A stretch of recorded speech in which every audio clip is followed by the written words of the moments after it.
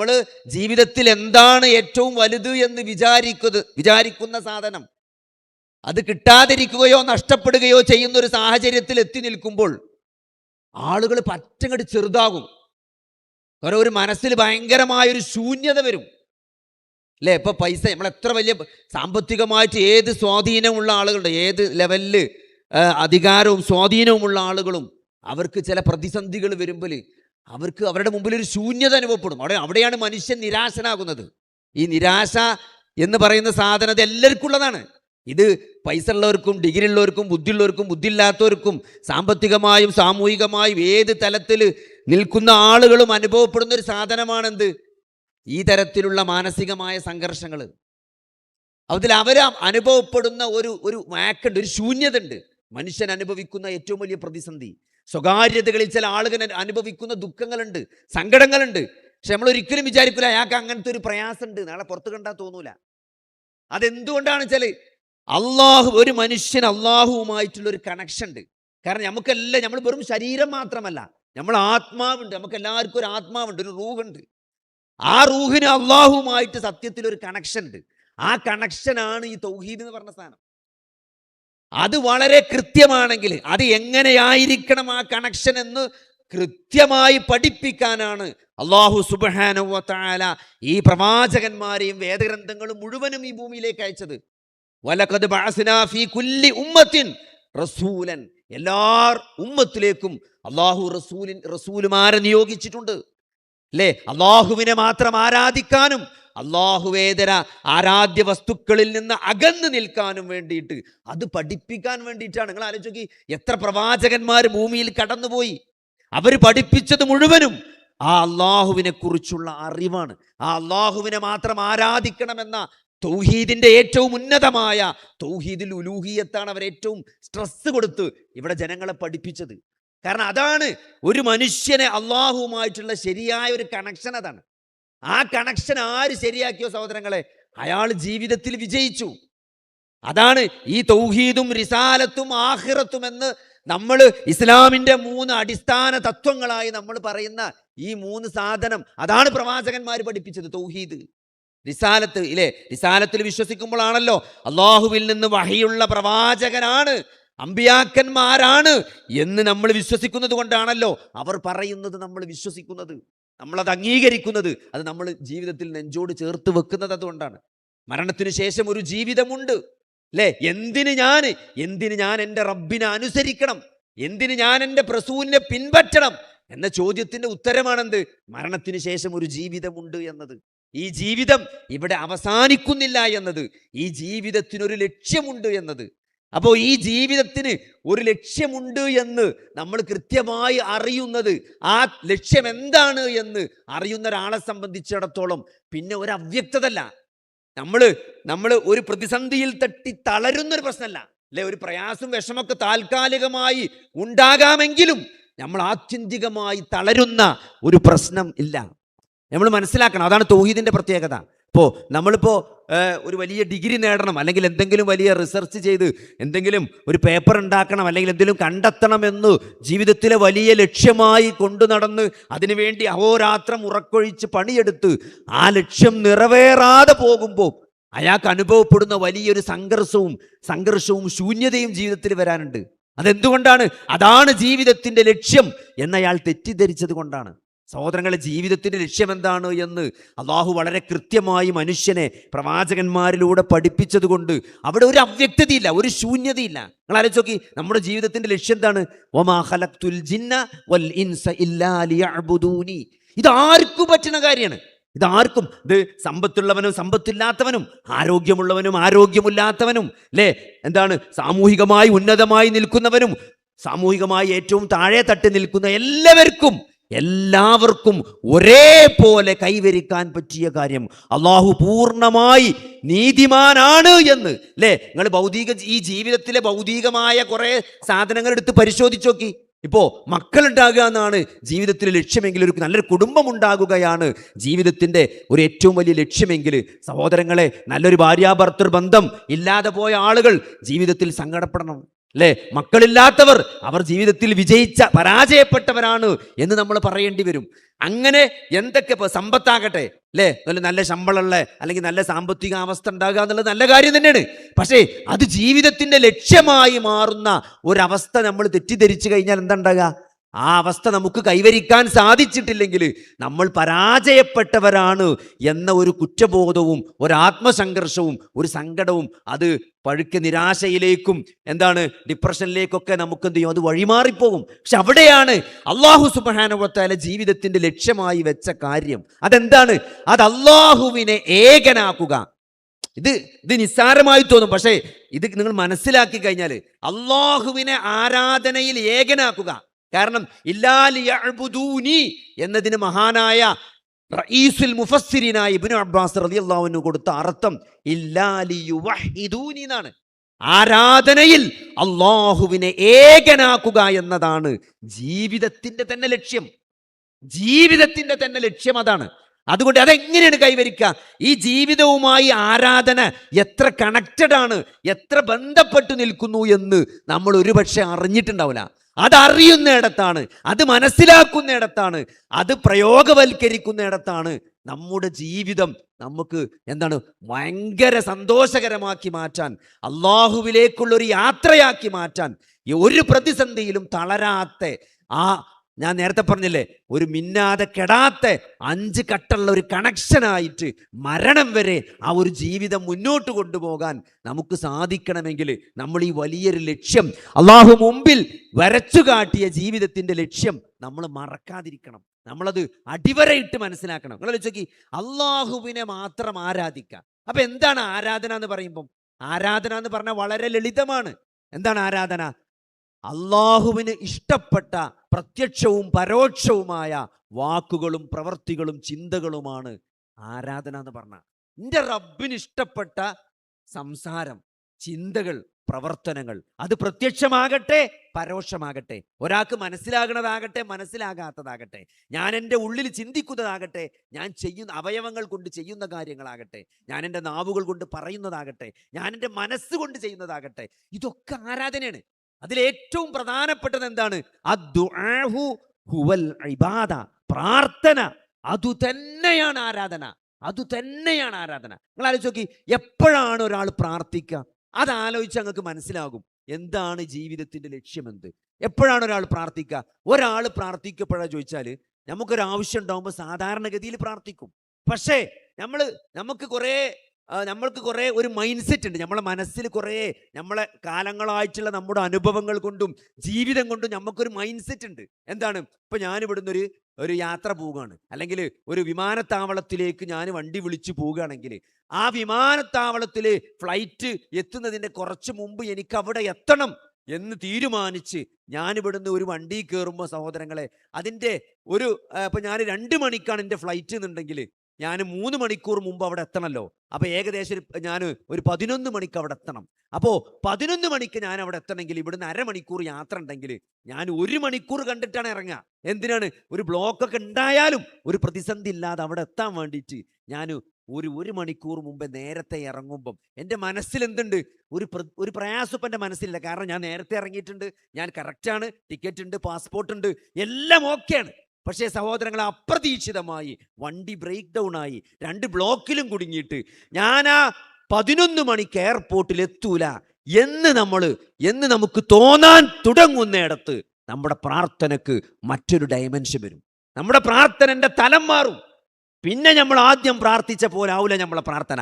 നമ്മൾ കുറച്ചുകൂടി ആത്മാർത്ഥമായി ഉള്ളുരുകി അള്ളാഹുവിനോട് നമ്മൾ കണക്റ്റഡ് ആവും. റബ്ബേ, ഇന്നെ കൊണ്ട് കൂട്ടിയാ കൂടൂലട്ടോ, ഞാൻ വിചാരിച്ചോടത്തുനിന്ന് വിട്ടുകണ്, ഞാൻ വിചാരിച്ചോടത്തുനിന്ന് കാര്യങ്ങൾ വിട്ടുകണ്, എൻ്റെ കൈ വിട്ടുപോയിട്ടുണ്ട്, ഇനി ഞാൻ സമയത്തിന് എത്തണമെങ്കിൽ നീ വിചാരിക്കുക തന്നെ വേണം, നീ ഇടപെടുക തന്നെ വേണം എന്ന് നമ്മൾ ഒന്നുകൂടി നമ്മളെ മനസ്സിൽ അള്ളാഹുവുമായിട്ട് കുറച്ചും കൂടി ആത്മാർത്ഥത വന്ന് അള്ളാഹുവിനോട് ഒന്നുകൂടി നമ്മൾ ഉള്ളുരുകി പറയുന്ന ഒരവസ്ഥ ഉണ്ടാവും. അഥവാ ഭൗതികമായ മാനദണ്ഡങ്ങളിലൂടെ നമുക്ക് കൈവരിക്കാം എന്ന് നമ്മൾ വിചാരിക്കുന്ന ആ ഭൗതിക മാനദണ്ഡങ്ങൾ അവസാനിക്കുന്നിടത്ത് അത് മതിയാകൂല എന്ന് തോന്നുന്നിടത്ത് ഉയരുന്ന പ്രാർത്ഥന ഉണ്ട്. അതാണ് സഹോദരങ്ങളെ അള്ളാഹുവുമായിട്ടുള്ള യഥാർത്ഥ ബന്ധം. കാരണം എന്താണ്? അവിടെ നമ്മൾ ചില കാര്യങ്ങൾ അംഗീകരിക്കുന്നുണ്ട്. നമ്മൾ പറഞ്ഞിട്ടില്ലെങ്കിലും അവിടെ ചില കാര്യങ്ങൾ നമ്മൾ ഉള്ളു തുറന്ന് അംഗീകരിക്കുന്നുണ്ട്. എന്താണത്? ഇനി എന്നെ കൊണ്ട് കഴിയില്ല എന്നുള്ളത്, എന്നെ കൊണ്ട് കൂട്ടിയാ കൂടൂല എന്നുള്ളത്. ഞാൻ കഴിവില്ലാത്തവനാണ്, എന്നെ കൊണ്ട് കഴിയില്ല റബ്ബേ, നിന്നെ കൊണ്ട് കഴിയും, നിന്നെ കൊണ്ട് മാത്രമേ കഴിയൂ എന്നുള്ള അള്ളാഹുവിൻ്റെ ചില നാമ ഗുണവിശേഷണങ്ങൾ ആ പ്രാർത്ഥനയിൽ കടന്നു വരുന്നുണ്ട്. അള്ളാഹു ഖദീറാണ് എന്ന, അള്ളാഹു എല്ലാറ്റിനും കഴിവുള്ളവനാണ്, അള്ളാഹു എൻ്റെ പ്രയാസം എൻ്റെ റബ്ബ് അറിയുന്നുണ്ട് എന്നുള്ള, അല്ലേ, എൻ്റെ പ്രാർത്ഥന എൻ്റെ റബ്ബ് കേൾക്കുന്നുണ്ട്, സമീ ആണ് എന്നുള്ള, എൻ്റെ പ്രാർത്ഥനക്ക് ഉത്തരം നൽകുന്ന മുജീബാണ് എൻ്റെ റബ്ബ് എന്നുള്ള ഒരു ബോധം ആ പ്രാർത്ഥനൻ്റെ ഉള്ളിലുണ്ട്. അത് നമ്മൾ പറഞ്ഞിട്ടില്ലെങ്കിലും അറിഞ്ഞിട്ടില്ലെങ്കിലും അതൊക്കെ വന്നതുകൊണ്ടാണ്. അള്ളാഹു എൻ്റെ റബ്ബാണ്, അല്ലേ, എൻ്റെ എല്ലാ പ്രയാസങ്ങളും ഏറ്റവും നന്നായി അറിയുന്ന, അത് പരിഹരിക്കാൻ കഴിവുള്ള, എന്നോട് സ്നേഹമുള്ള എൻ്റെ യജമാനനാണ്, എൻ്റെ ബോസാണ്, അല്ലേ, എൻ്റെ ബോസാണ് എൻ്റെ റബ്ബ്. അങ്ങനെ പറയാനൊരു അഭിമാനമുണ്ട്, അല്ലേ. ഞാൻ പണ്ട് PGക്ക് ജോയിൻ ചെയ്ത സമയത്ത് ഞാൻ എൻ്റെ ഫ്രണ്ടിൻ്റെ കൂടെ അദ്ദേഹത്തിൻ്റെ പ്രൊഫസറെ കാണാൻ വേണ്ടി പോയി. അപ്പോൾ ആ മൂപ്പരിനോട് ചോദിച്ചൊരു ചോദ്യമുണ്ട്. ഞാൻ അന്ന് ആ ചോദ്യത്തിൻ്റെ എന്താ അപ്പം അങ്ങനെ ചോദിച്ചത് ഞാൻ കുറേ കാലം ആലോചിച്ചിരുന്നു. ഞാനവിടെ ചെന്നപ്പം മൂപ്പരിനെ പരിചയപ്പെടുത്തി കൊടുത്തു, എൻ്റെ ഫ്രണ്ടാണ്, മൂപ്പര് ഇന്ന സ്ഥലത്ത് ഇങ്ങനെ PG ചെയ്യുകയാണെന്ന് ചോദിച്ചപ്പം അയാൾ എന്നോട് ചോദിച്ചൊരു ചോദ്യം എന്താ പറയുക, ഹൂ ഈസ് യുവർ ബോസ് എന്നാണ് ചോദിച്ചത്. Who is your boss? ആരാണ് നിൻ്റെ ബോസ്? അപ്പോൾ ഞാനിങ്ങനെ അന്ന് വീട്ടിൽ ചെന്നിട്ട് ആലോചിച്ച്, എന്താ ഇപ്പോൾ ഇയാൾ എന്നോട് വേറെ ഇതേവരെ ജീവിതത്തിൽ ഒരാളും അങ്ങനെ ചോദിച്ചില്ല. നമ്മളിപ്പോൾ ഒരു സ്ഥലത്ത് പഠിക്കുമ്പം നിൻ്റെ ബോസ് ആരാണെന്ന്. അപ്പോൾ സഹോദരങ്ങളെ, എൻ്റെ ബോസ് എൻ്റെ റബ്ബാണ്, അള്ളാഹുവാണ് എൻ്റെ റബ്ബ് എന്ന് അത് പറയുമ്പോൾ, അത് അംഗീകരിക്കുമ്പോൾ, അത് മനസ്സിലാക്കുമ്പോൾ നമ്മൾ അനുഭവിക്കുന്ന ഒരു സുരക്ഷിതത്വമുണ്ട്, അല്ലേ. അതാണ് പ്രാർത്ഥനൻ്റെ ഉള്ളിലുള്ള സാധനം, അല്ലേ.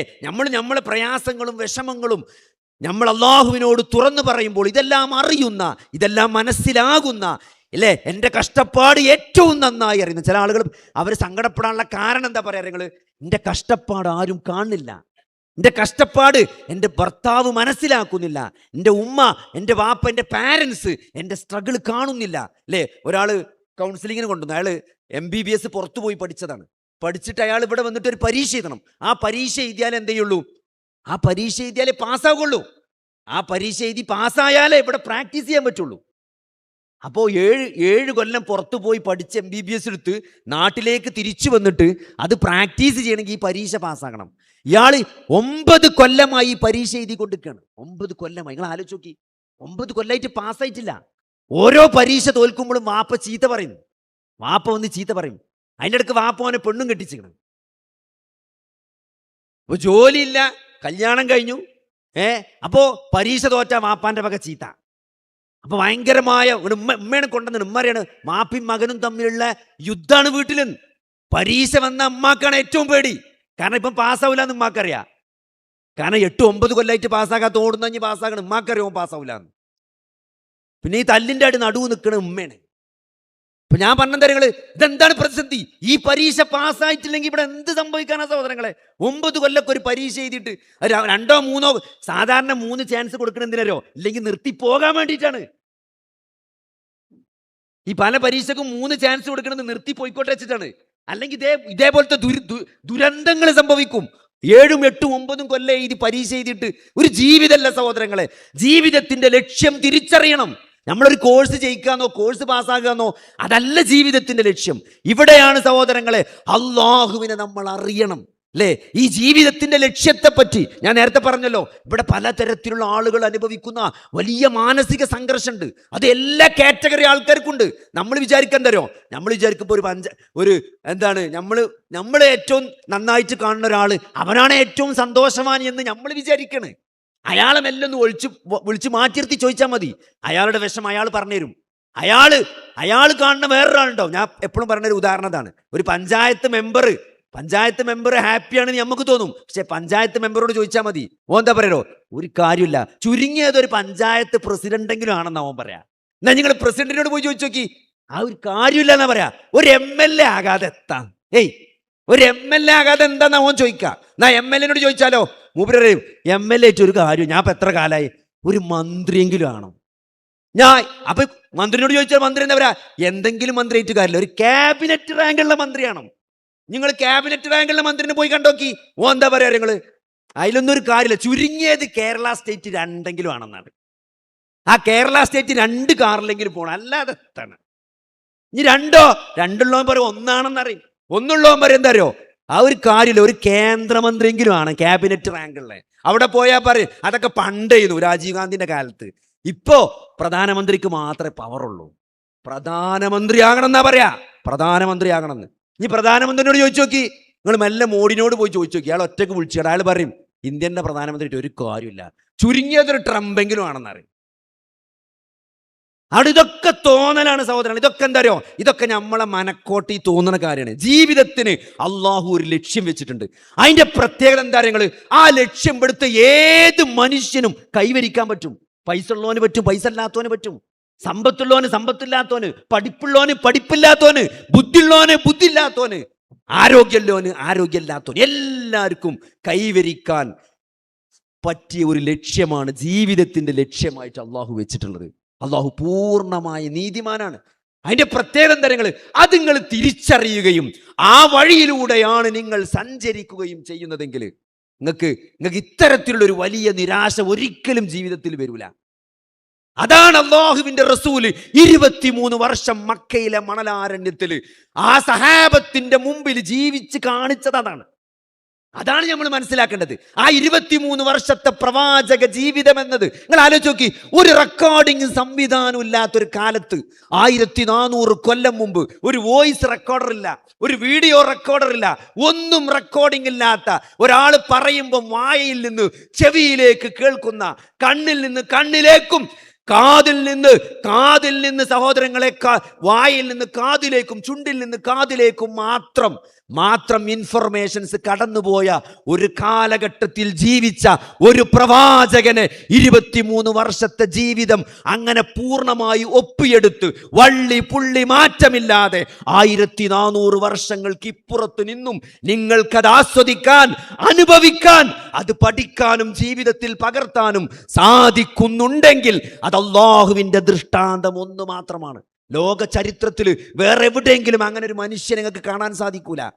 ആ ഒരു കാലഘട്ടത്തിൽ ജീവിച്ചിട്ട് ഇത്രയധികം ജീവിതം റെക്കോർഡ് ചെയ്യപ്പെട്ട ഒരു മനുഷ്യൻ. നബി സല്ലല്ലാഹു അലൈഹി വസല്ലമ എപ്പോഴൊക്കെ ചിരിച്ചു, എപ്പോഴൊക്കെ ദേഷ്യപ്പെട്ടു, ആ മുഖം എപ്പോഴാണ് ചുവന്നത്, നബി ചിരിച്ചപ്പം ഏത് പല്ല് കണ്ടു, പല്ലിന്റെ ഏത് ഭാഗം കണ്ടു, നബി സല്ലല്ലാഹു അലൈഹി വസല്ലമ രാത്രി ഭാര്യയുടെ കൂടെ ഉറങ്ങിയപ്പോൾ എങ്ങോട്ട് ചെരിഞ്ഞു, എവിടെ തലവെച്ചു, എന്താണ് ചൊല്ലിയത്, എന്തൊക്കെ ചെയ്തു എന്ന് പോലും സഹോദരങ്ങളെ, അത് ഒരാൾക്കും അറിയാൻ സാധിക്കാത്ത ബെഡ്റൂമിലെ കാര്യങ്ങൾ പോലും ഇവിടത്തെ 1400 വർഷം ഇപ്പുറത്തു നിന്ന് ആ ജീവിതത്തെ പുൽകാൻ ആഗ്രഹിക്കുന്ന ഒരു മനുഷ്യന്റെ മുമ്പിൽ പകൽ പോലെ വെളിച്ചമുറ്റി നിൽക്കുന്നുണ്ടെങ്കിൽ അത് അല്ലാഹുവിന്റെ ദൃഷ്ടാന്തമാണ്.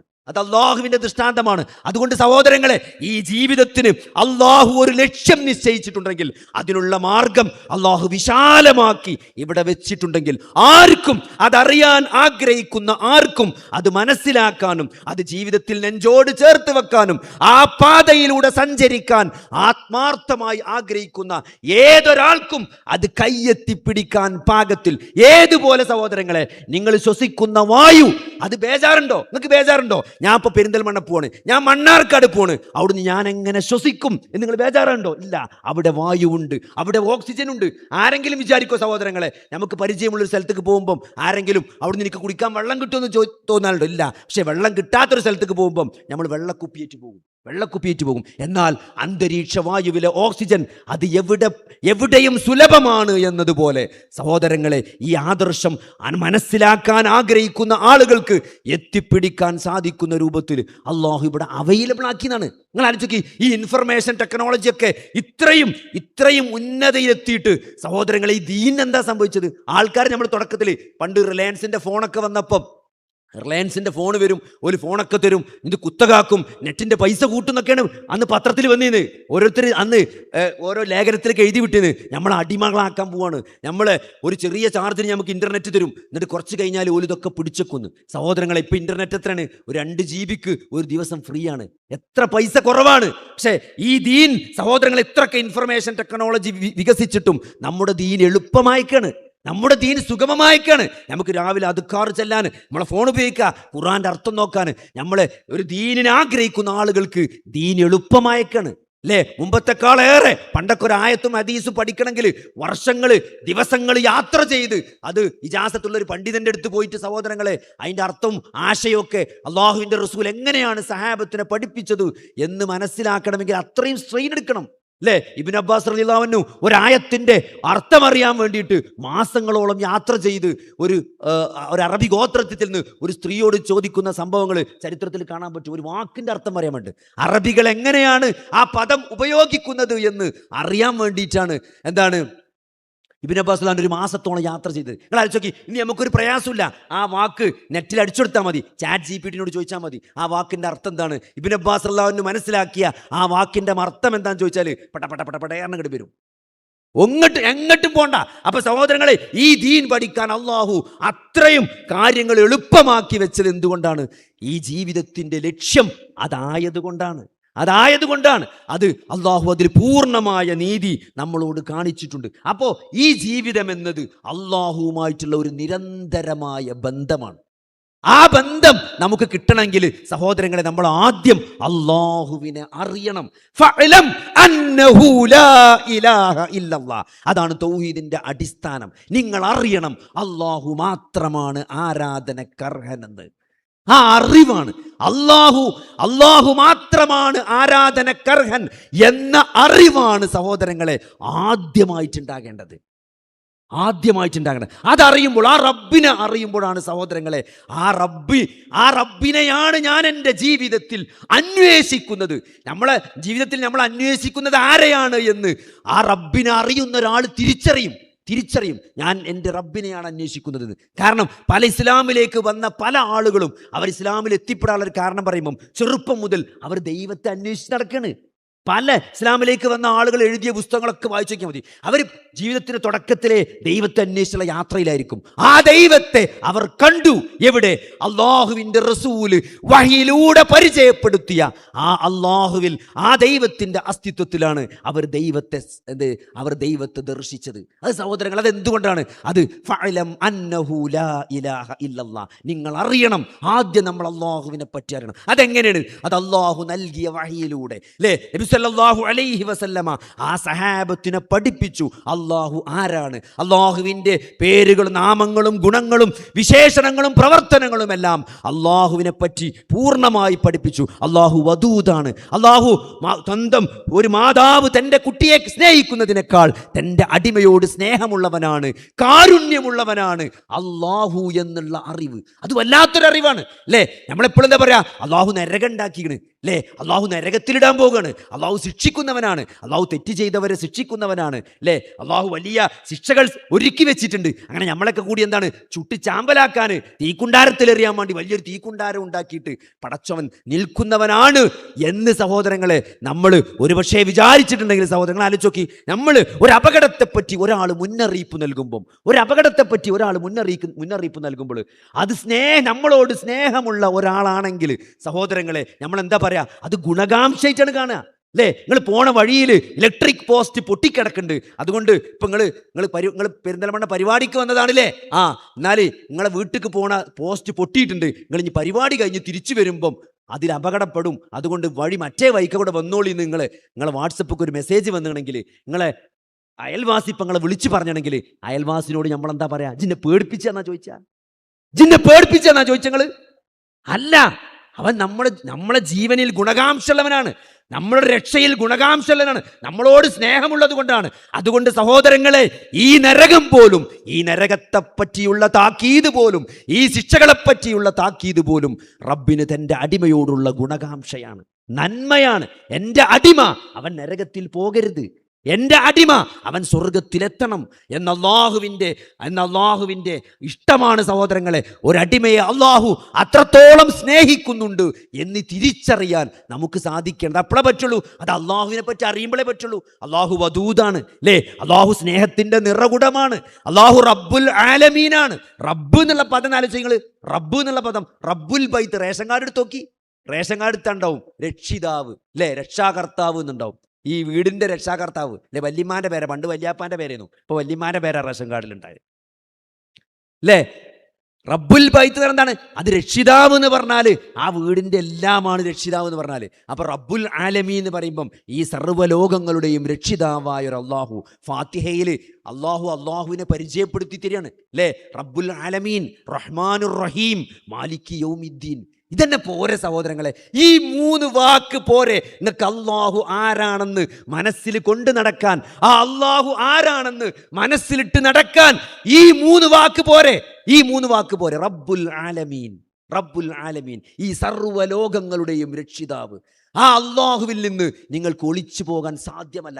ഈ മുഴുവൻ പ്രപഞ്ചങ്ങളുടെയും ആലമിൻ്റെയും രക്ഷിതാവാണല്ലോ. രക്ഷിതാവ് എന്ന് പറയുമ്പോൾ എന്താണ്? അതിൻ്റെ ഗുണകാംക്ഷയായിരിക്കും. ഇത് സൃഷ്ടിച്ചതും ഇത് സംവിധാനിച്ചതും ഇത് നിയന്ത്രിക്കുന്നതും അതിനെ നശിപ്പിക്കാൻ കഴിവുള്ളതും ആണ് അള്ളാഹു സുബ്ഹാനഹു വ തആല. റബ്ബുൽ ആലമീനാണ്. പിന്നെ റഹ്മാനുർ റഹീമാണ് അല്ലേ, കാരുണ്യത്തിൻ്റെ നിറകുടമാണ്. ആ റഹ്മാനുർ റഹീം എന്ന് പറയുമ്പം നമ്മൾ അങ്ങനെ തന്നെ മനസ്സിലാക്കണം. നമുക്ക് എന്താ പറയുക, നമ്മൾ നമ്മൾ അറബി പഠിച്ചില്ല. നമ്മൾ മലയാളം പഠിച്ചുകൊണ്ട് പിന്നെ അറബിക്ക് മലയാളത്തിൽ അർത്ഥം വെക്കുകയാണ്. കരുണാനിധിയും കരുണാമയനും. കരുണാനിധി എന്നൊക്കെ നിസ്കാരത്തിൽ ഓർത്താൽ നിങ്ങൾക്ക് കരുണാനിധിനെ ഓർമ്മ വരിക. ഫാത്തി ഓതുമ്പോൾ നിങ്ങൾ അർറഹ്മാൻ റഹീം എന്ന് പറയുമ്പം കരുണാനിധിയും കരുണാമയനും എന്നൊക്കെ പറയുമ്പോൾ എനിക്കതാ ഓർമ്മ നിന്ന് പണ്ട്. നിങ്ങൾക്ക് എങ്ങനെ വരികയൊക്കെ അറിയില്ല.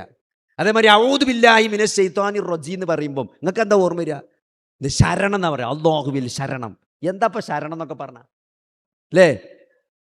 നമ്മൾ അഊദു ബില്ലാഹി മിനശ് ശൈത്വാനിർ റജീം നമ്മൾ ചെല്ലുമ്പം നമ്മളെ മനസ്സിക്ക് ഒരു സാധനം വരണ്ടേ, ഒരു കണക്ഷൻ വരണ്ടേ. എന്താണ്? അല്ലാഹുവിൽ ശരണം ചോദിക്കുന്നു എന്നൊക്കെ പറഞ്ഞാൽ എന്ത് കണക്ഷനാണ് വരിക? ഇക്കറില്ല അങ്ങനെ പറഞ്ഞ കണക്ഷൻ വരും. അങ്ങനെ ആലോചിച്ച കണക്ഷൻ ഉണ്ടോ? ശരിക്കും ആദ യഹൂദു എന്നുള്ള അറബി പദം ഉണ്ടല്ലോ നിങ്ങൾ, അത് നിങ്ങൾ പഠിച്ചിക്കണമെങ്കിൽ, അത് നിങ്ങൾ മനസ്സിലാക്കിയണമെങ്കിൽ, അതിൻ്റെ അർത്ഥങ്ങൾ മനസ്സിലാക്കിയണമെങ്കിൽ ഒരു ശരണം വരില്ല. ആദ എന്ന് പറഞ്ഞാൽ വില്യം ലെയിൻ്റെ അറബി ലെക്സിക്കോൺ, അറബിയിലെ ഏറ്റവും വലിയ ലെക്സിക്കോൺ വില്യം ലെയിൻ എന്ന് പറഞ്ഞ സായിപ്പ് എഴുതിയതാണ്. അതും കേട്ടോളി ആദ്യമായിട്ട്. ഏറ്റവും വലിയ ഡിക്ഷണറി സായിപ്പ് എഴുതിയതാണ്. വില്യം ലെയിൻ എന്ന് പറഞ്ഞ ആളെ എഴുതിയതാണ്. അറബി ലെക്സിക്കൺ ഉണ്ട്. അതിൽ ആദ എന്ന് പറഞ്ഞാൽ അസ്ലിയായ അവദ എന്നാണ്. ആദ യഊദു എന്ന് പറഞ്ഞാൽ ശരണം വിളിയൊന്നും അല്ല. അതിൽ മൂപ്പര് കൊടുത്ത അർത്ഥം തരങ്ങൾ നമ്മളിങ്ങനെ മാർക്കറ്റിൽ ചെന്നാൽ ഈ ഇറച്ചി ഇങ്ങനെ തൂക്കിയിട്ടുണ്ടാവും. ഇറച്ചിയായിട്ടല്ല തൂക്കിടുക, ഇറച്ചി തൊടയായിട്ടും ഊരായിട്ടൊക്കെ തൂക്കിടുക. എല്ലുമ്മലാണ് ഇറച്ചി തൂക്കിടുക. അയിമെന്ന് ഇങ്ങനെ മുറിച്ച് തരിക ചെയ്യുക. മാംസം എല്ലിനോട് എത്ര ചേർന്ന് നിൽക്കുന്നുവോ അങ്ങനെ അടർത്താനാകാത്ത വിധം ചേർന്ന് നിൽക്കണീനാണ് എന്ത് പറയാ? ആദാന്ന് പറയാ. ശരണം വിളിച്ചതിനല്ല, ആദ. അപ്പൊ അഊദു എന്ന് പറഞ്ഞാൽ ഞാൻ ശരണം ചോദിക്കുന്നു എന്നല്ല, ഞാൻ എൻ്റെ റബ്ബിലേക്ക് ചേർന്ന് നിൽക്കുന്നു. ഞാൻ ചേരൽ മനസ്സിലായിട്ടില്ലെങ്കിൽ എന്തിനാ ചേരുന്നത്? പിശാചിൽ നിന്ന് രക്ഷപ്പെടാനാണ്. അങ്ങനെ നിങ്ങൾ ഒരു ചെറിയ കുട്ടി ഇപ്പം നടത്തങ്ങനെ പഠിച്ച് ഒരു 2-2.5 വയസ്സായ കുട്ടികൾ, നടന്ന് 1.5 വയസ്സൊക്കെ കഴിഞ്ഞങ്ങനെ ഒരു എക്സ്പെർട്ടിൽ നടക്കാൻ തുടങ്ങിയ കുട്ടികൾ, അപ്പം എൻ്റെയൊക്കെ ചെറുപ്പത്തിൽ പുറത്തേക്ക് പോയാൽ നമ്മൾ മുറ്റത്ത് ഇങ്ങനെ ഇറങ്ങി കളിച്ചുമ്പം ഈ കോഴിക്കൾ വരും, ഈ പൊരിഞ്ഞ കോഴിക്കൾ വരും. ഈ പൊരിഞ്ഞ കോഴിക്കൾ പിന്നാലെ കൂടുമ്പം അല്ലെങ്കിൽ പല പൂച്ചനെ നായിനൊക്കെ കണ്ടിട്ട് ഈ കുട്ടി പേടിച്ച് ഉമ്മാൻ്റെ അടുത്തേക്ക് വന്നിട്ട് ഉമ്മാനൊരു കെട്ടിപ്പിടിച്ചലുണ്ട്. ഉമ്മാൻ്റെ പണ്ടക്കന്മാർക്ക് തുണി മാക്സി ആയിരുന്നു. അപ്പോൾ ആ കാലിൻ്റെ അടിയിൽ ഇങ്ങനെ പിടിച്ചാൽ പിന്നെ നമ്മളൊന്നും കാണില്ല. ഈ ഒട്ടകപ്പക്ഷി ഈ ശത്രു വന്ന പേടിച്ച് ഓടി ഓടി പിന്നെ ഓടാൻ വെച്ചാലായ പിന്നെ എന്താ കാട്ടുവെച്ചാൽ തല മണലിങ്ങോട്ട് പൂഴ്ത്തിയാണ് വെക്കും. പിന്നെ ഒട്ടകപ്പക്ഷി ഒന്നും കാണില്ല. അപ്പോൾ മൂപ്പത്തിയാർ വിചാരിക്കണം ഇനിയിപ്പോൾ ഒന്നും നമ്മുടെ എല്ലാവരും പൊയ്ക്കണമെന്നാണ്. അതേമാതിരി നമ്മൾ ഈ തുണിൻ്റെ മാക്സിൻ്റെ ഇവിടെ ഇങ്ങനെ കൂട്ടി പിടിച്ചാൽ പിന്നെ നമ്മൾ നായിനെയും പട്ടിനെയും പൂച്ചനെയും ഒന്നും കാണൂല. അപ്പോൾ നമ്മൾ അനുഭവിക്കുന്ന ഒരു സുരക്ഷിതത്വമുണ്ട്. അതാണ് അള്ളാഹുവിലേക്ക് ചേർന്ന് നിൽക്കുമ്പം പിശാചിൽ നിന്ന് ഒരു മനുഷ്യന് കിട്ടേണ്ട സുരക്ഷിതത്വമാണ്. അത് ഇന്നത്തെമാരെ കെട്ടിപ്പിടിച്ചാൽ കുട്ടികൾക്ക് കിട്ടില്ല. ഇന്നത്തെമാർ ചുരിദാർ ഇട്ടുകൊണ്ട് ഇങ്ങനെ പിടിച്ചാൽ ചിലപ്പം ആ ഒരു സുരക്ഷിതത്വം ചെറിയ കുട്ടികൾക്ക് കിട്ടുന്നുണ്ടാവില്ല. അത് ഒന്ന് നമ്മൾ കെട്ടിപ്പിടിച്ചിങ്ങനെ ഒന്നും കാണാതെക്കണം. പിന്നെ ആ പേടിച്ചുന്ന സാധനം നമ്മളതിൽ നിന്ന് പോകണം. അങ്ങനെ അള്ളാഹുവിലേക്ക് ചേർന്ന് നിൽക്കണീനാണ് ആദാന്ന് പറയാ. ഞാൻ അത് പറയണം എന്താ വെച്ചാൽ, നമ്മൾ അറബി പഠിച്ചാത്തതിൻ്റെ കുറേ കുഴപ്പം നമുക്കുണ്ട്. നമ്മൾ ഈ കരുണാനിധി എന്നൊക്കെ പറഞ്ഞ അർത്ഥം വെച്ച് നമ്മളെ ഫാത്തിയന്റെ വൈബ് പോണ അതുകൊണ്ടാണ്. അഊദു ബില്ലാഹി മിനശ് ശൈത്വാനിർ റജീം എന്ന് പറയുമ്പോൾ എന്താ നിങ്ങൾ, പിശാചിൽ നിന്ന് ശപിക്കപ്പെട്ട ആട്ടപ്പെട്ട എന്ന് പറഞ്ഞാല് പിശാച ആരാണ്? നമ്മൾ എന്താ മനസ്സിലാക്കേണ്ടി? ഇന്നഹു ലക്കും അദുവ്വും മുബീൻ എന്നാണ്. നമ്മുടെ ശത്രു ആരാണ്?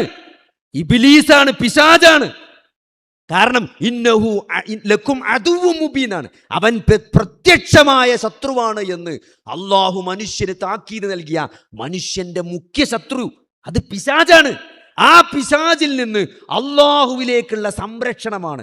ആ പിശാചിനെ തൊട്ട്, അവന്റെ തന്ത്രങ്ങളെ തൊട്ട് അള്ളാഹുവിനോട് ചേർന്ന് നിൽക്കലാണ് ആദാന്ന് പറഞ്ഞാല്, അഊദു എന്ന് പറഞ്ഞാല്. അപ്പൊ അള്ളാനെ നമ്മളിങ്ങോട്ട് ചേർന്ന് കെട്ടിപ്പിടിച്ച് നിൽക്കുക. അപ്പൊ ഒരാൾക്ക് കിട്ടേണ്ട സുരക്ഷിതത്വമുണ്ട്. അതാണ് അഊദിലൂടെ നമുക്ക് കിട്ടേണ്ടത്. അള്ളാന്റെ പേരുച്ചരിക്കുമ്പം പിശാച് സ്ഥലം വിടുന്നതാണ്. പിശാചിന്റെ മുഴുവൻ ശക്തിയും ഇല്ലാതാവുന്നതാണ്. കാരണം അത്രയും പവർഫുൾ ആണ് ഇസ്തിആദത്ത് എന്ന് പറഞ്ഞ സാധനം. അതൊരു ശരണം വിളിയല്ല സഹോദരൻ. ശരണം എന്ന് പറഞ്ഞ അർത്ഥം വെച്ചുകൊണ്ട് നമ്മളതിൻ്റെ ആ ആത്മാവ് മനസ്സിലാക്കാതെ പോകരുത്. അപ്പം അതേപോലെ തന്നെയാണ് അർ റഹ്മാനിർ റഹീം എന്ന് പറയുമ്പം അള്ളാഹു റഹ്മാനാണ്, അള്ളാഹു റഹീമാണ് എന്ന് നമ്മൾ മനസ്സിലാക്കണം. അള്ളാഹു റഹ്മാൻ എന്ന് പറഞ്ഞാൽ അള്ളാഹു ഈ പ്രപഞ്ചത്തിലെ മുഴുവൻ കാരുണ്യത്തിൻ്റെയും ഉറവിടമാണ് അള്ളാഹു. അല്ലേ, ഈ എത്രയെത്ര ചരാചരങ്ങൾ അതിൻ്റെ മക്കൾക്കും അല്ലേ, മനുഷ്യൻ തന്നെ നിങ്ങൾ ആലോചിച്ച് നോക്കി, മനുഷ്യൻ എന്തൊരു നന്മയുള്ള മനുഷ്യൻ അല്ലേ. ഒരാൾ പ്രയാസപ്പെടുന്നത് കണ്ടാൽ നമ്മളെ മനസ്സിലിടങ്ങേറുണ്ടാവും. അത് മനുഷ്യന്റെ നന്മയാണ്, കാരുണ്യമാണ്. അങ്ങനെ ഇവിടെ എത്രയെത്ര ജീവികൾ അല്ലേ. ഒരു കാക്ക ഇലക്ട്രിക് പോസ്റ്റിൽ കുടുങ്ങിക്കിടക്കുമ്പോൾ എത്രയെത്ര കാക്കകളാണ് അവിടെ വന്ന് കൂട്ടമായി കരയുന്നത്. അതൊക്കെ എന്താണ്? അതെല്ലാം അള്ളാഹുവിൻ്റെ കാരുണ്യത്തിന്റെ ഭാഗമാണ് അല്ലേ. അള്ളാഹുവിൻ്റെ കാരുണ്യത്തിന്റെ 100-1 മാത്രമാണ് ഈ പ്രപഞ്ചത്തിലെ കോടാനകോടി ജീവജാലങ്ങൾ. നമ്മൾ എത്രയോ കാണുന്ന ബാക്ടീരിയ, ഇപ്പൊ ബാക്ടീരിയ ഇര പിടിക്കുന്നത് എങ്ങനെയാണല്ലേ, അമീബ ഇര പിടിക്കുന്നത് എങ്ങനെയാ? അമീബക്ക് ഇര പിടിക്കാൻ പ്രത്യേക സംവിധാനം ഉണ്ട് അല്ലേ. അത് വെച്ചിട്ടാണ് അമീബ ഇര പിടിക്കുന്നത്. ആ അമീബയുടെ ഇര പിടിക്കാനുള്ള അവയവം പോലും അള്ളാഹുവിൻ്റെ കാരുണ്യമാണ് അല്ലേ. അങ്ങനെ ഈ ലോകത്തെ കോടാനകോടി ചരാചരങ്ങളിൽ കാണുന്ന അള്ളാഹുവിൻ്റെ കാരുണ്യത്തിൻ്റെ ആ കാരുണ്യം എന്നത് മുഴുവൻ അള്ളാഹുവിൻ്റെ കാരുണ്യത്തിൻ്റെയും 100-1 മാത്രമാണെന്നാണ് പണ്ഡിതന്മാർ പറഞ്ഞത്. ബാക്കി 99% കാരുണ്യവും അള്ളാഹു വിശ്വാസികൾക്ക് മാത്രമായി പരലോകത്തേക്ക് മാറ്റിവെച്ചതാണെന്നാണ്. നിങ്ങൾ ആലോചിച്ച് നോക്കി. അപ്പൊ അതാണ് റഹ്മാനും റഹീമുമായ അള്ളാഹു അല്ലേ. ഈ ഖുർആൻ അവതരിപ്പിച്ചത് ഒരു പ്രവാചകന് 1400 വർഷം മുമ്പ് ആ മണലാരണ്യത്തിൽ കൊണ്ടേറ്റ് ആ നിഷ്കളങ്കരായ ഒരു കൂട്ടം സഹാബത്തിലെ ഒരു കൂട്ടം അനുചരന്മാർക്കിടയിൽ ആ പ്രവാചകനെ നിയോഗിച്ചത് എന്തിനാണ്? ലോകത്ത് എത്ര വേറെ സമൂഹങ്ങളുണ്ടായിരുന്നു. എന്തിനാണ് സഹോദരങ്ങളെ ആ മണലാരണ്യത്തിൽ കൊണ്ടേറ്റ് കുറച്ച് മനുഷ്യന്മാരുടെ നടുവിലൊരു പ്രവാചകനെ അള്ളാഹു ആ കാലത്ത് കൊണ്ടുപോയി വെച്ചത്? അത്രയും സ്നേഹമുള്ളവരായിരുന്നു ആ സഹാബത്ത്. അൽ മുഹാജിരീന വൽ അൻസാർ റളിയല്ലാഹു അൻഹും, അല്ലാഹു തൃപ്തിപ്പെട്ട ആളുകൾ എന്ന് പറയാൻ മാത്രം ഏറ്റവും നല്ല സ്വഭാവത്തിന്റെ ഉടമയായ ഒരു കൂട്ടം ആളുകൾക്കിടയിലാണ് ആ പ്രവാചകനെ അല്ലാഹു കൊണ്ടുപോയി വെച്ചത്. ആ പ്രവാചകനെ അവർ നോക്കി കണ്ടു, ആ പ്രവാചകനെ അവർ അനുഭവിച്ചു, ആ പ്രവാചകനെ അവർ അനുധാവനം ചെയ്ത് അടുത്ത തലമുറകളിലേക്ക് ആ പ്രവാചകനെ കുറിച്ച് അവർ പഠിപ്പിച്ചു കൊടുത്തു അല്ലേ. നബി സല്ലല്ലാഹു അലൈഹി വസല്ലമയുടെ കൂടെ ഏറ്റവും കൂടുതൽ സമയം ഉണ്ടായിരുന്നത് ആരാണ്? അബൂബക്കർ സിദ്ദീഖ് റളിയല്ലാഹു അൻഹു, ഉമർ ഇബ്നു ഖത്താബ് റളിയല്ലാഹു അൻഹു, ഉസ്മാൻ ഇബ്നു അഫ്ഫാൻ റളിയല്ലാഹു അൻഹു, അലി ഇബ്നു അബീ ത്വാലിബ് റളിയല്ലാഹു അൻഹു. കുട്ടിയായപ്പോൾ മുതൽ നബിന്റെ കൂടെ ഉള്ള ആളാണ് അലി റളിയല്ലാഹു അൻഹു. പക്ഷേ നിങ്ങൾ ആലോചിച്ച് നോക്കി, ഹദീസ് വരുമ്പം ഏറ്റവും കുറഞ്ഞ ഹദീസുകളാണ് അബൂബക്കർ സിദ്ദീഖും ഉമർ റളിയല്ലാഹു അൻഹും ഉസ്മാൻ ഇബ്നു അഫ്ഫാൻ റളിയല്ലാഹു അൻഹു അലി റളിയല്ലാഹു അൻഹു റിപ്പോർട്ട് ചെയ്തിട്ടുള്ളൂ. ഏറ്റവും കൂടുതൽ ഹദീസ് റിപ്പോർട്ട് ചെയ്തത് ഏറ്റവും കൂടുതൽ സമയം നബിയുടെ കൂടെ നടന്ന ആളുകളല്ല. എന്തുകൊണ്ട് നബിയെ അറിയാത്ത ഒരു തലമുറക്ക് നബിനെ പറഞ്ഞു കൊടുക്കുമ്പോഴാണ് അവിടെ ഒരു ഹദീസ് ജനിക്കുന്നത്. ഒരു ഹദീസ് എപ്പോഴാണ് ഉണ്ടാകുക? നബിനെ അറിയാത്ത ഒരു സമൂഹത്തിന് നബിനെ കണ്ട ആളുകൾ നബിനെ പറ്റി പറഞ്ഞു കൊടുക്കുമ്പോഴാണ് ഒരു ഹദീസ് ജനിക്കുന്നത്. അപ്പോ നബിക്ക് ശേഷം ഏറ്റവും കൂടുതൽ ജീവിച്ച സഹാബത്താണ് ഏറ്റവും കൂടുതൽ ആളുകളെ കണ്ടത്. നബിയെ കാണാത്ത തലമുറയെ ഏറ്റവും കൂടുതൽ കണ്ടത് ആരാണ്? നബിക്ക് ശേഷം ഏറ്റവും കൂടുതൽ കാലം ജീവിച്ച സഹാബികളാണ്. അവരാണ് ഏറ്റവും കൂടുതൽ ഹദീസ് റിപ്പോർട്ട് ചെയ്യാത്തത്. കാരണം അവരാണ് നബിനെ പറ്റി അടുത്ത തലമുറക്ക് പറഞ്ഞു കൊടുത്തത്. ആ 1400 വർഷമായിട്ട് ആ കണ്ണി മുറിയാത്ത സനതുമായിട്ട് ആ ഹദീസ് ഇങ്ങനെ നിവർന്ന് കിടക്കുകയാണ് സഹോദരങ്ങളെ. ആ പ്രവാചകനെ അറിയാനും മനസ്സിലാക്കാനും പാകത്തിന്. അതുകൊണ്ട് ഇതാണ് ജീവിതത്തിന്റെ ലക്ഷ്യമെന്ന് ആ അള്ളാഹു അള്ളാഹുവിലേക്കുള്ളൊരു യാത്ര. അതെങ്ങനെയാണ്? അത് ആ പ്രവാചകനിലൂടെ സാധ്യമാകുള്ളൂ. ആ പ്രവാചകൻ ഇറക്കിയ വഹിയിലൂടെ മാത്രമേ നമുക്ക് അള്ളാഹുവിലേക്ക് ചെന്നെത്താൻ പറ്റുള്ളൂ. മറ്റൊരു മാർഗമില്ല. ഇവിടെ എന്താണ്? ഇവിടെ ആളുകൾക്ക് തൗഹീദിൽ പിഴവ് സംഭവിച്ചത് എവിടെയാണ് സഹോദരങ്ങളെ? അവർ തോന്നിയ വാസങ്ങളെ പിൻപറ്റി, അവർക്ക് തോന്നിയതിനെ അവർ ദൈവമാക്കി, അവർക്ക് തോന്നിയതിനെ അവർ വിളിച്ച് പ്രാർത്ഥിച്ചു. മമ്പുറം തങ്ങളേന്ന് ആലോചിച്ച്, ആളുകൾ വിളിച്ച് പ്രാർത്ഥിക്കണതൊക്കെയാണ് മമ്പുറം തങ്ങളെന്നാണ്, മമ്പുറത്തെ തങ്ങളെന്നാണ് വിളിക്കുന്നത്. അല്ലെങ്കിൽ നാഗൂരാണ്ടവരെ, അജ്മീർ തങ്ങളെ, മൊയ്തീൻ ഷെയ്ഖെ എന്നൊക്കെ ആളുകൾ ജീവിതത്തിൻ്റെ അസന്നിഗ്ധ ഘട്ടങ്ങളിൽ അവരിലേക്ക് വിളികൾ ഉയരുമ്പോൾ സഹോദരങ്ങളെ, അവർ മനസ്സിലാക്കിയത് എന്താണ്? അവർ മനസ്സിലാക്കിയത് ചില അവരുടെ മാപ്പാപ്പാപ്പമാർ അങ്ങനെ പറഞ്ഞു വന്നൊരു സമ്പ്രദായത്തെ മാത്രമാണ് അവർ പിൻപറ്റുന്നത്. അള്ളാഹുവോ റസൂലോ പ്രവാചകന്മാരോ ആ വിഷയത്തിൽ അങ്ങനെ ഒരു വഹി ഇറക്കിയിട്ടില്ല. എത്രയോ പ്രതിസന്ധികളിലൂടെ കടന്നുപോയ അള്ളാഹുവിൻ്റെ റസൂല് ഒരിക്കൽ പോലും ജീവിതത്തിൽ ഇബ്രാഹിം നബിയെ വിളിച്ച് പ്രാർത്ഥിച്ചിട്ടില്ല, അല്ലേ? ഇബ്രാഹിം നബിൻ്റെ ഖബറിൻ്റെ അടുത്തേക്ക് പോയി നോക്കിയിട്ടില്ല. അതുകൊണ്ട് സഹോദരങ്ങളെ, അങ്ങനെ ഖബറിലുള്ള ആളുകളെ വിളിച്ച് പ്രാർത്ഥിക്കുന്ന, ഖബറിലുള്ള ആളുകളോട് സങ്കടങ്ങൾ പറയുന്ന ഒരു രീതി, അത് ഇസ്ലാമിൻ്റെ രീതിയല്ല, അത് അള്ളാഹു പഠിപ്പിച്ചതല്ല, അത് പ്രവാചകൻ പഠിപ്പിച്ചതല്ല, അത് ചില ആളുകൾ പടച്ചുണ്ടാക്കിയതാണ്. അപ്പം അതിനെ പിൻപറ്റുക എന്നതെന്ത്? അത് അള്ളാഹുവിലേക്കുള്ള മാർഗമല്ല, റൂട്ടല്ല, അത് തൗഹീദിൽ നിന്ന് അകന്നു പോകലാണ്, അത് ശിർക്കാണ് എന്ന് മനസ്സിലാക്കുന്നിടത്താണ് സഹോദരങ്ങളെ നമ്മുടെ തൗഹീദ് ശരിയാകുക. അപ്പം അതുകൊണ്ട് നമ്മൾ കൃത്യമായി ലാ ഇലാഹ ഇല്ലല്ലാഹ് പഠിക്കുമ്പോൾ അള്ളാഹു ആരാണ് എന്ന് നമ്മൾ അറിയണം. അള്ളാഹുവിൻ്റെ ഓരോ ഗുണങ്ങളും നമുക്ക് ജീവിതത്തിൽ നൽകേണ്ട ഉൾക്കാഴ്ചകളുണ്ട്. അള്ളാഹുവിന് നമ്മൾ അങ്ങനെയാണ് അറിയാം. അള്ളാഹു റഹ്മാനും റഹീമുമാണ് എന്ന് പറയുമ്പോൾ നമ്മൾ മനസ്സിലാക്കുന്ന ഒരു തലമുണ്ട്. ഞാൻ നേരത്തെ പറഞ്ഞില്ലേ, അള്ളാഹു കാരുണ്യവാനാണ്. ഞാൻ ഇപ്പോൾ ഒരു ക്യാൻസർ പിടിച്ച് കിടക്കുകയാണ്, അല്ലേ? 4th സ്റ്റേജാണ്. എൻ്റെ റിസൾട്ട് വന്നു. റിസൾട്ട് വന്നപ്പോൾ 4th സ്റ്റേജാണ്. ഒരു ചികിത്സയില്ല. നിങ്ങൾ ആലോചിച്ച് നോക്കി, ഒരു ചികിത്സയില്ലാത്തൊരവസ്ഥയിൽ ഞാൻ ഇങ്ങനെ കിടക്കുമ്പം ഞാൻ എത്രമാത്രം നിരാശനാണ് നോക്കി. പ്രത്യേകിച്ച് ഞാൻ ചെറുപ്പമാണെങ്കിൽ, അല്ലേ? ഒരു 60 70 വയസ്സ് കഴിഞ്ഞിട്ടാണെങ്കിൽ അങ്ങനെ സമാധാനിക്കാം, എൻ്റെ ജീവിതത്തിൽ ഞാനെല്ലാം നേടിയിട്ടുണ്ടെന്ന് വിചാരിക്കാം. സഹോദരങ്ങളെ, ഒരു 40 30 വയസ്സിൽ, അല്ലേ, കുട്ടികളൊക്കെ അങ്ങനെ ഒരു പ്ലസ് ടുവിലൊക്കെ നിൽക്കുമ്പോൾ അങ്ങനെ ഒരു 6 7 8 പഠിക്കുന്ന കുട്ടികളുള്ള ഒരാൾക്ക് ക്യാൻസർ വന്ന് അയാളിങ്ങനെ മരണവുമായി മല്ലിട്ട് കിടക്കുമ്പം ഉള്ളൊരു മാനസികാവസ്ഥയെ പറ്റി നിങ്ങൾ എപ്പോഴെങ്കിലും ആലോചിച്ചിട്ടുണ്ടോ? സഹോദരങ്ങളെ, എത്രയോ ആളുകൾ നമുക്ക് ചുറ്റും അങ്ങനെ കിടക്കുന്നുണ്ട്. നമ്മളും ഒരു പക്ഷേ അങ്ങനെ ആയേക്കാം, ആ ഒരു സ്റ്റേജിൽ നമ്മളും എത്തിയേക്കാം. അപ്പം എന്താണ് അവിടെ നമ്മൾ അള്ളാഹുവിനെ കുറിച്ച് അറിയേണ്ട ഒരു കാര്യമുണ്ട്. അള്ളാഹു കാരുണ്യവാനാണ്. ഈ ജീവിതം എന്നത് ഈ മരണത്തോടുകൂടി അവസാനിക്കുന്ന ഒന്നല്ല. നമ്മൾ തെറ്റിദ്ധരിച്ചത് അവിടെയാണ്. നമ്മളെപ്പോഴും നമ്മളെ മനസ്സിൽ നമ്മൾ ഉണ്ടാക്കിയ ജീവിതത്തിൻ്റെ ഒരു ഫ്രെയിം ഉണ്ട്. ആ ഫ്രെയിം എന്താ നിങ്ങൾ? അത് ഈ മരണം വരെയുള്ള ഒരു ഫ്രെയിമേ നമ്മൾ കാണുള്ളൂ. സത്യത്തിൽ അങ്ങനല്ല. മരണത്തിന് ശേഷം ഒരു ജീവിതമുണ്ട്. അതാണ് യഥാർത്ഥ ജീവിതം. അതിനുള്ള വിഭവ സമാഹരണം മാത്രമാണ് ദുനിയാവിലെ ഈ ചെറിയ ജീവിതം എന്ന ഒരു ശക്തമായ കാഴ്ചപ്പാട് ജീവിതത്തിൽ ഉടനീളം പുലർത്താൻ നമുക്ക് സാധിക്കണം. നിങ്ങൾ ആലോചിച്ചു, നമ്മളിപ്പോൾ ഇവിടുന്ന് ഒരു 10-30 ആൾക്കാർ കൂടി വയനാട്ടിലേക്ക് പോയി, 1000 കണ്ടിയോ അങ്ങനെ പോയി വിചാരിച്ചു നോക്കി. എന്നിട്ട് അവിടെ ചെന്നിട്ട് നമ്മളെ ബസ് അവിടെ നിന്നു. ഇനി നമ്മളെ ബസ് പോകൂല, ഇനി ഓല കൊട്ട ജീപ്പേ പോകുള്ളൂ അവിടെ നിന്ന് അങ്ങോട്ട്. അപ്പോൾ നമ്മളിങ്ങനെ 30 ആൾക്കാർ നിൽക്കുകയാണ്. കൊട്ട ജീപ്പിൽ ഇങ്ങനെ 6 ആൾ പോകും. അപ്പോൾ ആദ്യത്തെ കൊട്ട ജീപ്പിൽ ഇങ്ങനെ ഒരുത്തം പോവുകയാണ്. ഓനെ നോക്കി നമ്മൾ പറയോ ഓൻ എന്ത് ഭാഗ്യവാൻ? അല്ല, കാരണം എന്താണ്? നമ്മളും കുറച്ച് കഴിഞ്ഞാൽ പോകും, അല്ലേ? ഇതിപ്പോൾ ഓനെ ഇറക്കി ഇങ്ങോട്ട് വരും വണ്ടി. ഓനിറക്കിയ വണ്ടി ഇങ്ങോട്ട് വരും. ഇവിടെ 30 ആളി മേലേക്ക് എത്തിക്കും. അതുകൊണ്ട് ആദ്യം പോയോ ഭാഗ്യവാനാണ്. ഓന് കുറച്ച് തോനെ നേരം കാണാൻ പറ്റിയെന്നൊന്നും ആരും വിചാരിച്ചില്ല.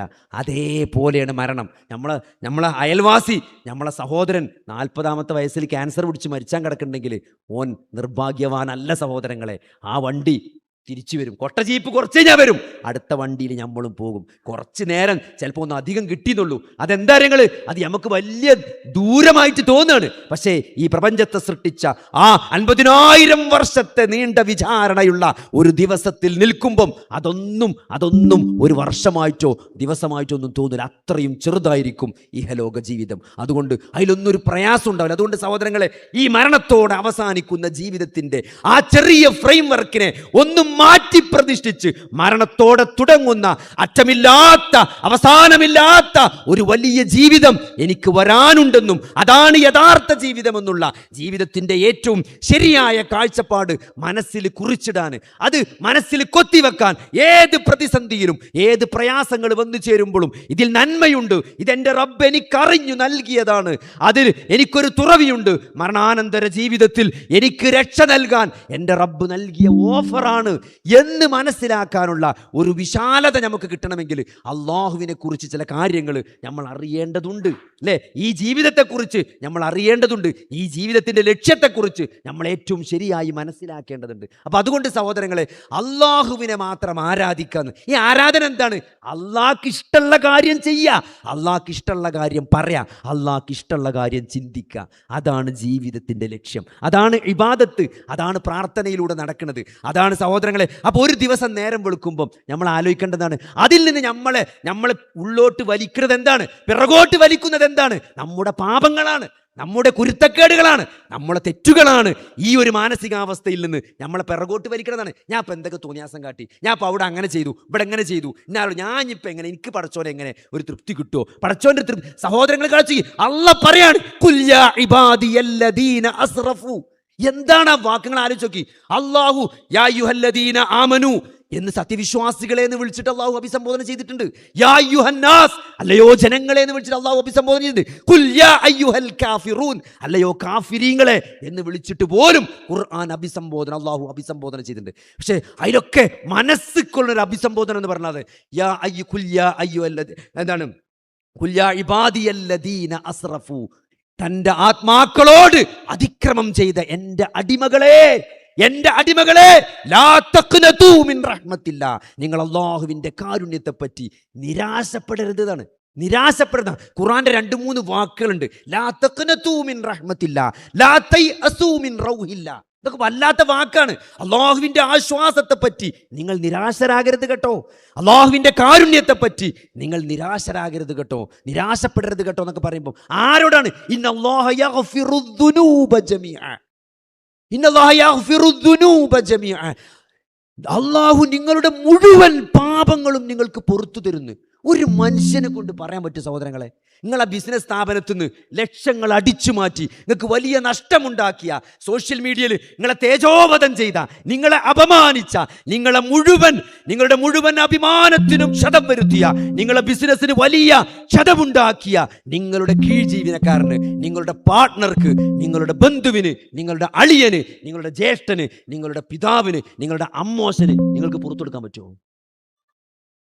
നിങ്ങളെ കൊണ്ട് കഴിയുക പുറത്തു കൊടുക്കാം. പക്ഷെ അല്ലാഹ് പറയാണ് ഇന്നല്ലാഹ യഗ്ഫിറുദ്ദുനൂബ ജമീഅ.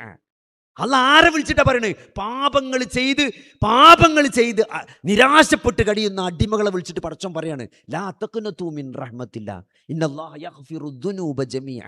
അങ്ങനെ പറയണമെങ്കിൽ സഹോദരങ്ങളെ, അള്ളാഹ്ക്ക് നമ്മളോട് എത്ര ഇഷ്ടമുണ്ട്, എത്ര സ്നേഹമുണ്ട്. അതുകൊണ്ട് ഒരു നിരാശയും വേണ്ട. അള്ളാഹുവിലേക്കുള്ള മടക്കമാണ് ഈ ജീവിതം എന്നത്, അല്ലേ? ഒരു ചെറിയ മുസീബത്ത് വരുമ്പോൾ പോലും ഇന്നാ ലില്ലാഹി വ ഇന്നാ ഇലൈഹി റാജിഊൻ, ഞങ്ങൾ അള്ളാഹുവിലേക്ക് മടങ്ങേണ്ടവരാണ്. ഇന്നാ ലില്ലാ, ഞങ്ങൾ അള്ളാഹുവിനുള്ളതാണ്. ഇന്ന സ്വലാത്തി വ നുസുക്കി വ മഹ്യായ വ മമാതി ലില്ലാഹി റബ്ബിൽ ആലമീൻ. അതന്നെയാണ് തൗഹീദ്. തൗഹീദ് എന്താണ് ചോദിച്ചാൽ അതാണ് തൗഹീദ്. അള്ളാഹുവുമായിട്ടുള്ള ഒരു കണക്ഷൻ നിങ്ങളെ എങ്ങനെ പരിവർത്തിപ്പിക്കുമെന്നുള്ളതാണ്, അല്ലേ? എന്റെ നമസ്കാരം മാത്രമല്ല, ഇന്ന സ്വലാത്തി വ നുസുക്കി വ മഹ്യായ വ മമാതി, ജീവിതവും മരണവും എൻ്റെ എല്ലാം അള്ളാഹുവിനുള്ളതാണ്. ലില്ലാഹി റബ്ബിൽ ആലമീൻ, സർവ്വലോക രക്ഷിതാവായ എൻ്റെ റബ്ബിനുള്ളതാണ് എൻ്റെ ജീവിതം. അതൊരു പ്രഖ്യാപനമാണ്, അത് ജീവിതത്തിലൊരു നിലപാടാണ്. ആ നിലപാട് വരുമ്പോൾ സഹോദരങ്ങളെ, ജീവിതത്തിൽ അത് മാറ്റം ഉണ്ടാകും, മാറ്റം കാണും. അത് ഉള്ളിൽ ഒളിപ്പിച്ചേക്കാൻ പറ്റില്ല. അത് വാക്കിലൂടെ പുറത്തു വരും, അവയവങ്ങളിലൂടെ പുറത്തു വരും. അത് പ്രവർത്തനങ്ങളാകും, അല്ലേ? അത് പ്രവർത്തനങ്ങളായി പുറത്തോട്ട് വരും. അതെൻ്റെ വീട്ടിലെ എൻ്റെ മകളുടെ കല്യാണത്തിന് കാണാൻ പറ്റും, അല്ലേ? എന്തൊക്കെ ആർഭാടങ്ങളാണ്, കോപ്രായങ്ങളാണ് സഹോദരങ്ങളെ. വിവാഹത്തിൻ്റെ പേരിൽ അള്ളാഹു ഏറ്റവും പരിപാവനമായി നിശ്ചയിച്ച വിവാഹത്തിൻ്റെ പേരിൽ എന്തൊക്കെ തോന്നിയാസങ്ങളാണ് നടക്കുന്നത്. പക്ഷേ അതൊരു വിശ്വാസിക്ക് ഒരിക്കലും കഴിയില്ല. കാരണം എന്താണ്? ഇന്ന സ്വലാത്തി വനുസുക്കി വമഹ്യായ വമമാതി ലില്ലാഹി റബ്ബിൽ ആലമീൻ എന്ന് പ്രഖ്യാപിക്കുന്ന ഒരു വിശ്വാസിയെ സംബന്ധിച്ചിടത്തോളം അയാളുടെ ഒരു പ്രഭാതം എന്തിനുള്ളതാണ്? ഒരു പ്രഭാതം പുതിയ അവസരങ്ങളെ തേടിക്കൊണ്ടാണ്. എൻ്റെ റബ്ബിനെ എങ്ങനെ തൃപ്തിപ്പെടുത്താം, എൻ്റെ റബ്ബിനെ എങ്ങനെ സന്തോഷിപ്പിക്കാം, അല്ലേ? ഈ സന്തോഷിപ്പിക്കാൻ പറ്റിയില്ലെങ്കിൽ എന്താണ്? എൻ്റെ റബ്ബിനെ ദേഷ്യം പിടിപ്പിക്കാതിരിക്കാം, എൻ്റെ റബ്ബ് ഇഷ്ടമില്ലാത്ത കാര്യങ്ങളിലെങ്കിലും ഞാൻ മാറി നിൽക്കാം എന്ന് വിചാരിക്കുന്ന ഒരവസ്ഥയിലേക്ക് സഹോദരങ്ങളെ നമ്മുടെ ജീവിതത്തിൽ നമുക്ക് ഉയരാൻ സാധിക്കുന്നുണ്ടെങ്കിൽ അതാണ് ജീവിതത്തിൻ്റെ ലക്ഷ്യം. അതാണ് യഥാർത്ഥ തൗഹീദ് കൊണ്ട് നമ്മൾ മനസ്സിലാക്കേണ്ടതും അറിയേണ്ടതും നമുക്കുണ്ടാകേണ്ട മാറ്റവും അതാണ്. അത് അള്ളാഹുവിനെ അറിയുമ്പോൾ, അള്ളാഹുവിനെ മനസ്സിലാക്കുമ്പം അള്ളാഹു ഗഫൂറാണ്, അള്ളാഹു പാപങ്ങൾ പുറത്തു തരുന്നവനാണ്, അള്ളാഹു കരുണ കാണിക്കുന്നവനാണ്, അള്ളാഹു എല്ലാം നോക്കി കാണുന്നവനാണ്, റഖീബാണ്, എല്ലാം നിരീക്ഷിച്ചു കൊണ്ടിരിക്കുന്നവനാണ്. നിങ്ങൾ ആലോചിച്ച് നോക്കി, ഒരു CCTV ക്യാമറ അല്ലേ, ഒരു സ്ഥലത്ത് ചെന്നാൽ നിങ്ങൾ നിരീക്ഷണത്തിലാണെന്ന് പറയുമ്പം നമ്മുടെ സ്വഭാവം തന്നെ മാറും. നമ്മളെ കൂറ സ്വഭാവം നമ്മൾ പുറത്തെടുക്കൂല. എന്താണ്? നമ്മൾ നിരീക്ഷണത്തിലാണ്, നമ്മൾ കാണുന്നുണ്ട്. നമ്മളെ ചിലപ്പം ഫോണിലുണ്ടാവും നിങ്ങളുടെ ഈ കോള് റെക്കോർഡ് ചെയ്യപ്പെടുന്നുണ്ട്. അപ്പോൾ നമുക്ക് പിന്നെ വേറെ ഒന്നും പറയാൻ തോന്നില്ല. ചിലർക്ക് പറയണമെന്നുണ്ടാവും, പക്ഷേ ഇത് റെക്കോർഡ് ചെയ്യണ്ടല്ലോ. സഹോദരങ്ങളെ നോക്കി, അള്ളാഹു എല്ലാം നിരീക്ഷിച്ചു കൊണ്ടിരിക്കുകയാണ്. ആ CCTV ഓഫാക്കാൻ പറ്റൂല, അതിൽ ഓവർ റൈറ്റ് ചെയ്യാൻ പറ്റൂല, അതിൻ്റെ ഡേറ്റ് മാറ്റാൻ പറ്റൂല. ഇവിടുത്തെ പല CCTVയും സോഫ്റ്റ്വെയറിനുള്ളിൽ കയറി കണ്ട് ഡേറ്റ് മാറ്റുക, ചില സീന് ഡിലീറ്റ് ചെയ്യുക, ചില സീൻ അതിനുള്ളിൽ കയറ്റാനൊക്കെ പറ്റും. ഇവിടുത്തെ എല്ലാ തോന്നിയാസം നടക്കും ഇവിടുത്തെ CCTVയിൽ. പക്ഷേ പടച്ചോൻ്റെ CCTVയിൽ അതിലൊരു പരിപാടി നടക്കൂല, അത് ഓഫാകൂല, അത് ഇരുട്ടത്തും കാണും. അതിൻ്റെ മേലെ തുണി കൊണ്ടിട്ടാലും അത് വർക്ക് ചെയ്യും. ഇവിടെ CCTV മേലെ കറുത്ത തുണി കൊണ്ടുപോയി അവന് വർക്ക് ചെയ്യൂല. പടച്ചോൻ്റെ CCTVയിൽ ഒരു പരിപാടി നടക്കൂല. അതിന് തുണി കൊണ്ടിട്ടാലും അത് ഓഫാക്കിയാലും അതിൻ്റെ സോഫ്റ്റ്വെയറുകൾ എന്ത് കാട്ടിയാലും അത് വർക്ക് ചെയ്യും. അതുകൊണ്ട് സഹോദരങ്ങളെ, ഈ അള്ളാഹുവിൻ്റെ മുമ്പിൽ ഉയർത്തെഴുന്നേറ്റ് വന്ന് ഒരു വിചാരണക്ക് ഹാജരാകേണ്ടി വരും. എന്നിട്ടോ ഞാൻ നേരത്തെ പറഞ്ഞല്ലോ, ഈ നിരന്തരമായി നമ്മൾ പറഞ്ഞുകൊണ്ടിരിക്കുന്ന നിസ്കാരത്തിൽ പറഞ്ഞുകൊണ്ടിരിക്കുന്ന ഈ 3 വാക്കുണ്ട്. അതൊന്ന് നന്നായിട്ട് മനസ്സിരുത്തി പഠിച്ചാൽ തന്നെ മതി ജീവിതത്തിൽ മാറ്റം ഉണ്ടാകാം. 1 റബ്ബുൽ ആലമീനാണ്, 2 റഹ്മാനുർ റഹീമാണ്, 3 മാലിക് യൗമിദ്ദീൻ. മാലിക് യൗമിദ്ദീൻ അല്ലേ? എന്താ മാലിക് യൗമിദ്ദീൻ എന്ന് പറഞ്ഞാൽ? മാലിക് യൗമിദ്ദീൻ എന്ന് പറഞ്ഞാൽ വിചാരണൻ്റെ ദിവസത്തിൻ്റെ ഉടമസ്ഥനാണ്. വിചാരണ ദിവസത്തിൻ്റെ ഉടമസ്ഥൻ. നിങ്ങൾ ആലോചിച്ച് നോക്കി, ഒരു പരീക്ഷ, ഈ യൂണിവേഴ്സിറ്റി പരീക്ഷ ഉണ്ടാവുമ്പോൾ പുറത്തെ യൂണിവേഴ്സിറ്റിയിൽ നിന്ന് ഒരാൾ വരും. യൂണിവേഴ്സിറ്റി വലിയ ഡിഗ്രി, പ്രൊഫഷണൽ ഡിഗ്രീൻ്റെ ഒക്കെ ഫൈനൽ പരീക്ഷയ്ക്ക് എന്തുണ്ടാവും? നമ്മളെ ടീച്ചറും ഉണ്ടാവും, പുറത്തെ യൂണിവേഴ്സിറ്റിയിൽ നിന്ന് ഒരു ടീച്ചറും ഉണ്ടാവും. അപ്പോൾ ആൾക്കാർ എപ്പോഴും ചോദിക്കുക എന്താ അറിയോ? നമ്മളെ ടീച്ചർ ആരാണെന്ന് ചോദിക്കുക. നമ്മളെ പ്രൊഫസർമാരിന് ഏത് പ്രൊഫസറാണ് പരീക്ഷയ്ക്ക് ഇരിക്കുന്നത്? അത് എന്തിനാണ്? നമ്മളോട് സോഫ്റ്റ്നെസ് ഉള്ള ആളാണോ നോക്കാൻ വേണ്ടി. ഇപ്പം നമ്മളെ സാറ് പരീക്ഷയ്ക്ക് ഇരിക്കുമ്പം ഇഷ്ടമുള്ള ഒരു സാറാണെങ്കിൽ എന്താണ്? ഇഷ്ടമുള്ള സാറാണ്. നമ്മളെ സാറന്മാർക്കൊക്കെ ഒരു പ്രത്യേകത ഉണ്ടായിരുന്നു. ക്ലാസ് എടുക്കുമ്പം ഇടങ്ങേറുള്ള ചോദ്യങ്ങൾ എപ്പോഴും ക്ലാസ്സിൻ്റെ അവസാനം ഒരു 5 എണ്ണം ചോദിക്കും. അതെല്ലാ ക്ലാസ്സിലും ഒരു 5 എണ്ണം അങ്ങനെ സ്ഥിരമായിട്ട് ചോദിച്ചു കൊടുക്കും. അപ്പോൾ അത് ചോദിച്ച് എല്ലാവരും ഇത് പഠിച്ചു.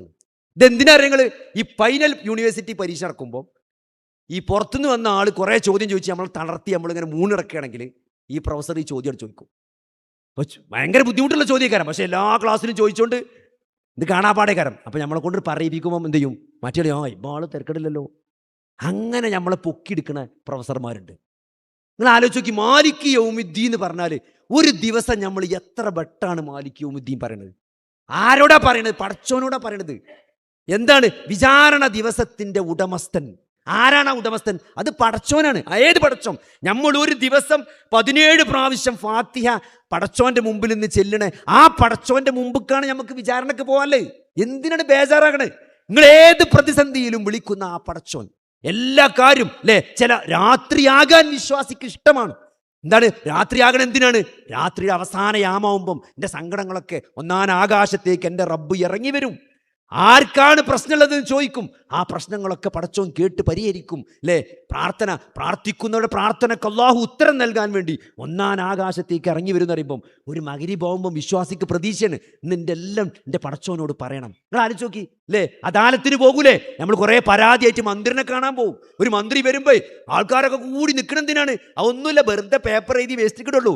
അതിനാണ് അവിടെ പോയി തല്ലുണ്ടാക്കുന്നത്. ഇത് ഒന്നാം ആകാശത്തേക്ക് പടച്ചോൻ ഇറങ്ങി എന്നും ഓരോ സൂര്യാസ്തമയവും വിശ്വാസിക്ക് പ്രതീക്ഷയാണ്. അള്ളാഹു ഇറങ്ങി വരുമ്പോൾ പറഞ്ഞാൽ മതി. ആ നേരത്തൊന്ന് നീ ചൊല്ലുണ്ടാക്കിയിട്ട് 1-2 ഉറ്റ് കണ്ണീര് വന്നിട്ട് പറഞ്ഞാൽ മതി. സഹോദരങ്ങളെ, 5 കായിൻ്റെ ചെലവില്ല. ഓരോ ദിവസവും ഓരോ സൂര്യോദയം വിശ്വാസിക്ക് പ്രതീക്ഷയാണ്. എന്താണ്? ഇന്നലെ പോട്ടെ, ഇന്നലെ കഴിഞ്ഞു, ഇന്നെങ്കിലും ഞാൻ എൻ്റെ റബ്ബിനെ ദേഷ്യപ്പെടുത്തുന്ന കോപിഷ്ഠനാക്കുന്ന ഒരു കാര്യം ഞാൻ ചെയ്യൂല, മാത്രമല്ല എൻ്റെ റബ്ബിന് ഇഷ്ടമുള്ള കാര്യങ്ങൾ ഞാൻ കുറേ ചെയ്യും എന്ന് ഒരു രാവിലെ നിങ്ങൾ തീരുമാനിച്ച സഹോദരങ്ങളെ, ജീവിതത്തിൻ്റെ വൈബ് മാറും, ജീവിതത്തിന്റെ ഫ്രീക്വൻസി മാറും. അതാണ് അള്ളാഹുവിനെ അറിഞ്ഞ ജീവിതം, അള്ളാഹുവിലേക്ക് ഒരു ബന്ധം സ്ഥാപിച്ച ജീവിതമാണ്. ആ ജീവിതത്തിൽ മരുവോളെ പ്രയാസപ്പെടുത്താൻ ഒരു അമ്മായിമ്മക്ക് കഴിയില്ല അല്ലേ? എത്ര ഇതിലെ ഇപ്പോൾ എന്താണ് മരുവോള് ഞാൻ അപ്പം അങ്ങോട്ട് ഇറങ്ങി വരണോന്നാണ്. ഏത് ഓള് കുട്ടീനെ പഠിപ്പിച്ചാൽ വേണ്ടി മേലെ റൂമുക്ക് പറഞ്ഞിട്ട് പോയതാണ്. ഓളിപ്പോൾ ഏശ കഴിഞ്ഞിട്ടും താഴത്തേക്ക് വരുന്നില്ല, ചോറെടുക്കാനും പാത്രം കേൾക്കാനും ഓള് വരുന്നില്ല. ഓളെന്താ വരാത്തത്? ഓള് വരാത്തതിന് കാരണമുണ്ട് സഹോദരങ്ങളെ. അവിടെ വന്നാൽ കുത്തു കേൾക്കാൻ ഓക്ക് താല്പര്യമില്ലാത്തത് കൊണ്ടാണ് സഹോദരങ്ങളെ. ആ ഇറങ്ങി വരാനുള്ളൊരു സാഹചര്യം മരുവൾക്ക് തോന്നണമെങ്കിൽ ഞാൻ എന്തിനിറങ്ങി വരണം അല്ലേ? അങ്ങനെ ആലോചിക്കണേ. ഞാൻ ഇപ്പോൾ അവിടെ ചെന്നിട്ട് എന്താണ് ഓരെന്ത്, അല്ലെങ്കിൽ ചില ആൾക്കാരെന്താ ഇപ്പം മാപ്പിള പറയും അച്ഛൻ പൊയ്ക്കോ തൽക്കാലം, ഉമ്മപ്പം എന്താ വിചാരിച്ച അച്ഛൻ പൊയ്ക്കളാ. സഹോദരങ്ങളെ, അങ്ങനെ ആരെങ്കിലും വിചാരിച്ചാൽ വേണ്ടിയിട്ട് നമ്മൾ ജീവിക്കണ്ട. നമ്മളാകെ അള്ള എന്ത് വിചാരിക്കും, ഞാൻ ഇപ്പം അങ്ങോട്ട് ഇറങ്ങി ചെന്നിട്ടില്ലെങ്കിൽ എൻ്റെ റബ്ബ് എന്ത് വിചാരിക്കും. അത് ഇസ്ലാം എന്ന് പറഞ്ഞാൽ അതാണ് നല്ലൊരു ബന്ധം. എല്ലാവരും നിങ്ങൾക്ക് അള്ളാൻ്റെ റസൂലിൻ്റെ സഹാബത്ത് അള്ളാൻ്റെ റസൂലിനെ പറ്റി എന്താ വിചാരിച്ചാൽ നിങ്ങൾ? ഓരോ സഹാബിയും വിചാരിക്കാണ് എന്നെയാണ് നബി ഏറ്റവും കൂടുതൽ ഇഷ്ടപ്പെടുന്നത്. അങ്ങനെ പെരുമാറാൻ ഹൃദയത്തിൻ്റെ ഉള്ളിലേക്ക് തുറന്നുകൊണ്ട് പെരുമാറാൻ ഒരു വിശ്വാസിയോട് മറ്റൊരു വിശ്വാസിക്ക് സാധിക്കേണ്ടതുണ്ട്. വിശ്വാസികൾ തമ്മിലുള്ള ബന്ധമാണത് സഹോദരങ്ങളെ. അതിനേക്കാൾ ബന്ധമല്ല സഹോദരങ്ങളെ ഒരു മരുവളും ഒരു അമ്മായിയും തമ്മിൽ. ഒരു വിശ്വാസികളാണ് എന്നതിനേക്കാൾ ഒരു ബന്ധം അവർ തമ്മിലില്ലേ? പിന്നെ എന്തുകൊണ്ടാണ് സഹോദരങ്ങളെ അവർക്ക് ഐക്യപ്പെടാൻ സാധിക്കാത്തത്? അവളെന്ത് വിചാരിക്കും, ഞാൻ എന്ത് വിചാരിക്കും, എൻ്റെ മകൻ എന്ത് വിചാരിക്കും, എൻ്റെ ഉമ്മ എന്ത് വിചാരിക്കും എന്ന് വിചാരിച്ചുകൊണ്ട് പെരുമാറ്റത്തിൽ കൃത്രിമത്വം കാണിക്കേണ്ടത് എന്തുകൊണ്ടാണ് അങ്ങനെ ഒരു ഗതികേട് വരുന്നത്? നമ്മൾ അള്ളാഹുവിനെ മറന്നിട്ടാണ്. എൻ്റെ റബ്ബ് എന്ത് വിചാരിക്കും എന്നാണ് നമ്മൾ വിചാരിക്കേണ്ടത്. നമ്മൾ ഒരാൾ ഉപദ്രവിച്ചാലും സഹോദരങ്ങളെ, അതാണ് ഇസ്ലാം പഠിപ്പിക്കുന്നത്. നമ്മൾ ഒരാൾ ഉപദ്രവിച്ചാലും നമ്മൾ തിരിച്ച് നന്നായി പെരുമാറുന്നതിലൂടെ, പുറത്ത് മാപ്പാക്കുന്നതിലൂടെ അല്ലേ? ഒരാൾ ഇങ്ങോട്ട് അക്രമം ചെയ്താലും അത് പുറത്തു കൊടുക്കാൻ കഴിയുക എന്നുള്ളത് അത് വലിയൊരു ക്വാളിറ്റിയാണ് അല്ലേ? അള്ളാഹു നിങ്ങൾക്ക് നിങ്ങളുടെ പാപങ്ങൾ പുറത്തു തരണമെന്ന് നിങ്ങൾ ആഗ്രഹിക്കുന്നില്ലേ? അങ്ങനെയാണെങ്കിൽ എന്തുകൊണ്ട് നിങ്ങൾക്ക് ജനങ്ങൾക്ക് പുറത്തുകൂടാന്നാണ് അല്ലേ? ജനങ്ങളോട് ഞങ്ങൾ പൊറുക്കണമെന്ന് സഹോദരങ്ങളെ, നമ്മളെ മക്കളോട്, നമ്മളെ മരുക്കളോട്, നമ്മളെ കുടുംബക്കാരോട് നമുക്ക് പൊറുക്കാൻ സാധിക്കണ്ടേ? ഇസ്ലാം എന്തോ ഇപ്പൊ ഉണ്ടായ ഒരു പ്രശ്നം എന്താ വെച്ചാൽ ഇസ്ലാം ഒരു ബുഫേറ്റാണ് ആൾക്കാർ കാണുന്നത്. ഒരു ബുഫേ ചെന്നാൽ എന്താ ചെയ്യുക? നമ്മളിങ്ങനെ നോക്കുക, ആദ്യം പ്ലേറ്റ് ഇങ്ങനെ പിടിച്ചിട്ടൊരു നോട്ടാ, ഇടാനായിട്ടില്ല. എന്തൊക്കെയാ ഇവിടെ ഉള്ളത്, നമുക്കിപ്പോൾ എന്തൊക്കെയാ പറ്റിയത്, അതിന് നമുക്ക് മാണ്ടിയത് ഇങ്ങോട്ട് എടുക്കുക. അതാണല്ലോ ബുഫേ എന്ന് പറഞ്ഞാൽ. അതേമാതിരി ദീനിനെ കാണുന്നത്. നമുക്ക് ആവശ്യമുള്ള മാത്രം എടുക്കുക, നമുക്ക് പറ്റാത്തതൊന്നും എടുക്കാതെ വെക്കുക. അതല്ല സഹോദരങ്ങളെ ദീൻ എന്ന് പറഞ്ഞാൽ യാ അയ്യുഹല്ലദീന ആമനു, അല്ലയോ സത്യവിശ്വാസികളെ. ആരെ വിളിച്ചാ പറയണത്? ജനങ്ങളെ വിളിച്ചിട്ടല്ല പറയണത്. വിശ്വാസം ഉള്ളിൽ തട്ടിയവരെ, തൗഹീദ് സ്വീകരിച്ചവരെ, അള്ളാഹുവിനെ അറിഞ്ഞവരെ, അള്ളാഹുവിനോട് പ്രാർത്ഥിക്കുന്നവരെ, നിങ്ങൾ മതത്തിൽ പൂർണ്ണമായി പ്രവേശിക്കണം എന്നാണ്. ബക്കത്തിക്കാൻ പാടില്ല, അതിൻ്റെ ഉള്ളിൽ കയറി ചെല്ലണം അല്ലേ? അത് മുഴുവൻ നിങ്ങളുടെ ബന്ധങ്ങളിൽ, നിങ്ങളുടെ ജോലിയിൽ, നിങ്ങളുടെ സംസാരത്തിൽ, നിങ്ങളുടെ ഉറക്കത്തിൽ, നിങ്ങളുടെ ഉണർച്ചയിൽ, നിങ്ങളുടെ 24 മണിക്കൂറും നിങ്ങൾ ദീനിലാണ്, നിങ്ങൾ അല്ലാഹുവിൻ്റെ നിരീക്ഷണത്തിലാണ്, നിങ്ങൾ അല്ലാഹുവിലേക്കുള്ള യാത്രയിലാണ്. അതുകൊണ്ട് അതാണ് ദീൻ. ഉദ്ഖുലൂ ഫിസ്സിൽമി കാഫ, മതത്തിൽ പൂർണ്ണമായി പ്രവേശിക്കുക. അല്ല എന്ത് പറഞ്ഞു, റസൂൽ എന്ത് പറഞ്ഞു, അല്ല എന്ത് വിചാരിക്കും, എൻ്റെ റബ്ബ് എന്ത് വിചാരിക്കും എന്നതാണ് ഏറ്റവും പ്രധാനപ്പെട്ടത്. ആ ഒരു ഡയമെൻഷനിലേക്ക് കാര്യങ്ങൾ ചിന്തിക്കാനും മനസ്സിലാക്കാനും എന്നാണോ നമുക്ക് സാധിക്കുന്നത്, അപ്പോഴാണ് സഹോദരങ്ങളെ നമ്മുടെ തൗഹീദ് പൂർണ്ണമാകുക. അപ്പോഴാണ് അതിനനുസരിച്ച്, അതാണ് നിരന്തരം ഈ സത്യത്തിൽ ഈ ദീൻ അങ്ങനെ തന്നെയാണ് ഡിസൈൻ ചെയ്തിരിക്കുന്നത്. നിങ്ങൾ ആലോചിച്ച് നോക്കി, ഈ ദീൻ എന്ന് പറഞ്ഞാൽ പടച്ചോനേറ്റ് ഒരു കണക്ഷൻ മുറിയാതെ കൊണ്ടുപോകാനുള്ള സാധനമാണ്. ചില ആൾക്കാർക്ക് 2-3 ഫോണൊക്കെ ഉണ്ട്. ബിസിനസ്സുകാരെ ശ്രദ്ധിച്ചാൽ മതി, 2-3 സിം ഉണ്ടാവും ഒരിടത്ത്. അതെന്തിനാ വെച്ചാൽ ഓല് റേഞ്ചിൽ പോയാൽ പ്രശ്നമാണ്. റേഞ്ചിൽ പോയാൽ പിന്നെ ഓരെ കണ്ടാൽ മനസ്സിലാവും എന്താടാ റേഞ്ചിന് എന്ന് വെച്ചാൽ മനസ്സിലാവും. ഓലെ ഫോണിൽ റേഞ്ച് പോയതാണ് പ്രശ്നം. കാരണം എന്താ വെച്ചാൽ ഓലെ ബിസിനസ് അത്രയും കണക്ഷൻ. ഓലെ കുറ്റം പറഞ്ഞിട്ട് കാര്യമല്ല. കാരണം ഞാൻ ഒരു ചങ്ങാനോട് ചോദിച്ചിരുന്നാൾ, ഓന് 2-3 ബിസിനസ്സൊക്കെ നടത്തുന്ന ആളാണ്. അപ്പോൾ ഞാൻ അങ്ങനെ ഇത്ര സക്സസ് ആയിട്ട് എങ്ങനെ ബിസിനസ് നടത്തണം വെച്ചപ്പം ഓൻ പറഞ്ഞെന്താ അറിയോ, കുറച്ച് പണിക്കാരുണ്ടാകാൻ പാടുള്ളൂ, തോനെ പണിക്കാരെ നമുക്ക് മാനേജ് ചെയ്യാൻ വയ്ക്കില്ല. അപ്പോൾ ഞാനിങ്ങനെ ഓൻ്റെ കോഫി ഷോപ്പാണ്. അപ്പോൾ അങ്ങനെ അവിടെ ഇവിടെയൊക്കെ കോഫി ഷോപ്പിടും, അവിടെയൊക്കെ CCTV വെക്കും. എന്നിട്ട് ഓൻ്റെ പണി എന്താ വെച്ചാൽ ഇങ്ങനെ എപ്പോഴും ഇതിക്ക് നോക്കി നിൽക്കുക, എന്തൊക്കെ അവിടെ നടക്കുന്നത് അതിങ്ങനെ നിരീക്ഷിച്ച് അതിന് വേണ്ട നിർദ്ദേശങ്ങൾ ഇങ്ങനെ കൊടുത്തുകൊണ്ട് ഇങ്ങനെ പോവാണ്. അപ്പോൾ അതുകൊണ്ട് എന്താ പറയുക, നമ്മളെ സംബന്ധിച്ചിടത്തോളം നമ്മൾ അള്ളാഹുവിൻ്റെ അടിമകളാണ്. നമ്മൾ അള്ളാഹുമായിട്ടുള്ള നിരന്തരമായ ഒരു കണക്ഷൻ നമുക്ക് അള്ളാഹുമായിട്ടുണ്ടാണ്. ആ കണക്ഷൻ വിട്ടുപോകാത്ത റേഞ്ച് പോകാത്ത അള്ളാഹുമായിട്ടുള്ള ബന്ധം വിച്ഛേദിച്ച് പോകാത്ത ഒരു ദീനാണ് പടച്ചോ നമുക്ക് ഡിസൈൻ ചെയ്ത് തന്നുകൾ. നിങ്ങൾ ആലോചിച്ച് നോക്കി, 5 നേരത്തെ നിസ്കാരം, അതിനുള്ള ഒന്നുണ്ടാക്കൽ, അതിനുള്ള ബാങ്ക് കൊടുക്കൽ അല്ലേ? അതിനുള്ള ബാങ്ക് കൊടുക്കുമ്പോൾ തന്നെ തുടങ്ങും. ആ ബാങ്ക് കൊടുക്കും, പിന്നെ ഒന്നുണ്ടാക്കും, പിന്നെ സുന്നത്ത് നിസ്കരിച്ചും, പിന്നെ ഫർള് നിസ്കരിച്ചും, പിന്നെ ആ ഫർള് നിസ്കാരത്തിൻ്റെ ഇടയിൽ കുറച്ച് സമയം കിട്ടുകയാണെങ്കിൽ പ്രാർത്ഥിക്കും. അത് കഴിഞ്ഞ് നിസ്കാരം കഴിഞ്ഞ് കുറച്ച് ദിക്റൊക്കെ ചൊല്ലി എന്തൊക്കെയാണ് നമ്മൾ പറയണങ്ങൾ നോക്കി അല്ലേ? എന്തൊക്കെയാണ് നമ്മൾ നിസ്കാരത്തിൻ്റെ ശേഷമൊക്കെ നമ്മൾ പറയണത് വലിയ വലിയ കനപ്പെട്ട വാക്കാണ്. അല്ലാഹുമ്മ ലാ മാനിഅ ലിമാ അഅ്തൈത വലാ മുഅ്തിയ ലിമാ മനഅ്ത. നിസ്കരിച്ചിട്ട് മണ്ടിയാണ്, ഇത് ചെല്ലാൻ പോലും നേരല്ല. എന്താണ്?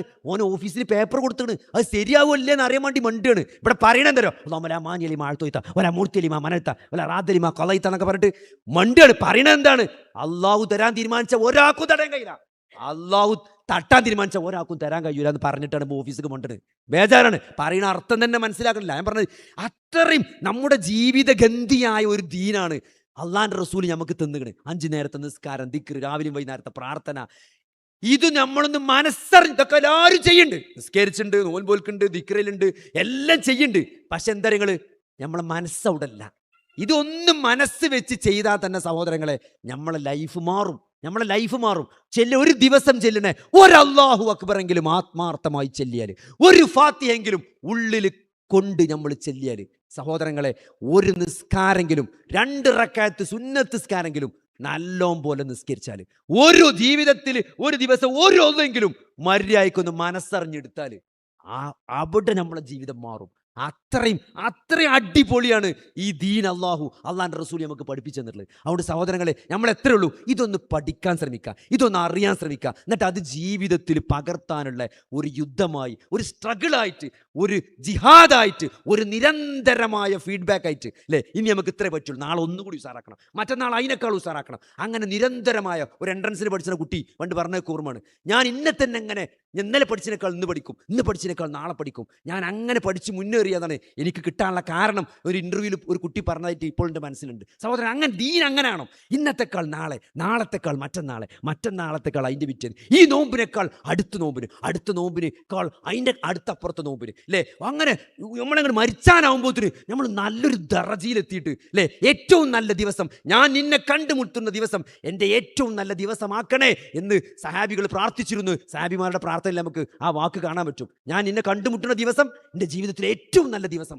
അതെന്താണ്? അതാകണമെങ്കിൽ എന്ത് വേണം? ഓരോ ദിവസവും ഇന്നലത്തെക്കാൾ ഇന്ന് നന്നായാലാണ്, ഇന്നത്തെക്കാൾ നാളെ നന്നാവുമ്പോഴാണ് സഹോദരങ്ങളെ അങ്ങനെ നമുക്കൊരു ദിവസം ഉണ്ടാക്കാൻ പറ്റുള്ളൂ. അപ്പം എന്തും കഴിഞ്ഞ നോമ്പിനേക്കാൾ ഖുർആൻ ഓതണം, കഴിഞ്ഞ നോമ്പിനേക്കാൾ ഒന്നും കൂടി കുറച്ച് ഇബാദത്ത് കൂടുതൽ ചെയ്യണം, ഇന്നലെ നിസ്കരിച്ചതിനേക്കാൾ ഇന്ന് സുന്നത്ത് നീട്ടി നിസ്കരിച്ചാൽ പറ്റണം, ഇന്നലെ ഓതിയതിനേക്കാൾ ഇന്ന് ഓതാൻ പറ്റണം, ഇന്നലെ ആ ഒരു ആയത്ത് പഠിച്ചിട്ടുണ്ടെങ്കിൽ നാളെ 2 ആയത്തെങ്കിലും ഓതാനോ പഠിക്കാനോ ശ്രമിക്കണം. അങ്ങനെ നമ്മളെ അപ്ഡേറ്റ് ചെയ്തുകൊണ്ട് ഈ യാത്ര നമ്മൾ നന്നാക്കിയാൽ സഹോദരങ്ങളെ നമുക്ക് അള്ളാഹുമായിട്ട് നല്ലൊരു ബന്ധം ഉണ്ടാവും, നല്ലൊരു മടക്കം അള്ളാഹുവിലേക്ക് കിട്ടും. അള്ളാഹുവിനെ നാളെ ഒരു വിശ്വാസിയുടെ ഏറ്റവും വലിയ സന്തോഷം എന്ന് പറഞ്ഞാൽ നാളെ റബ്ബിനെ കാണലാണ്. ഈ 2 കണ്ണുകൾ കൊണ്ട് നിങ്ങൾ 14-ാം രാവിലെ ചന്ദ്രനെ എങ്ങനെ നോക്കിക്കാണുമോ അതേപോലെ നാളെ റബ്ബിനെ കാണുമെന്നാണ് അള്ളാഹുവിന്റെ റസൂൽ പറഞ്ഞത്. അതുകൊണ്ട് ആ ഒരു കാഴ്ചക്ക് വേണ്ടിയുള്ള ഓട്ടമാകട്ടെ ഈ ജീവിതം, അതിനുള്ള നിരന്തരമായ പരിശ്രമമാകട്ടെ.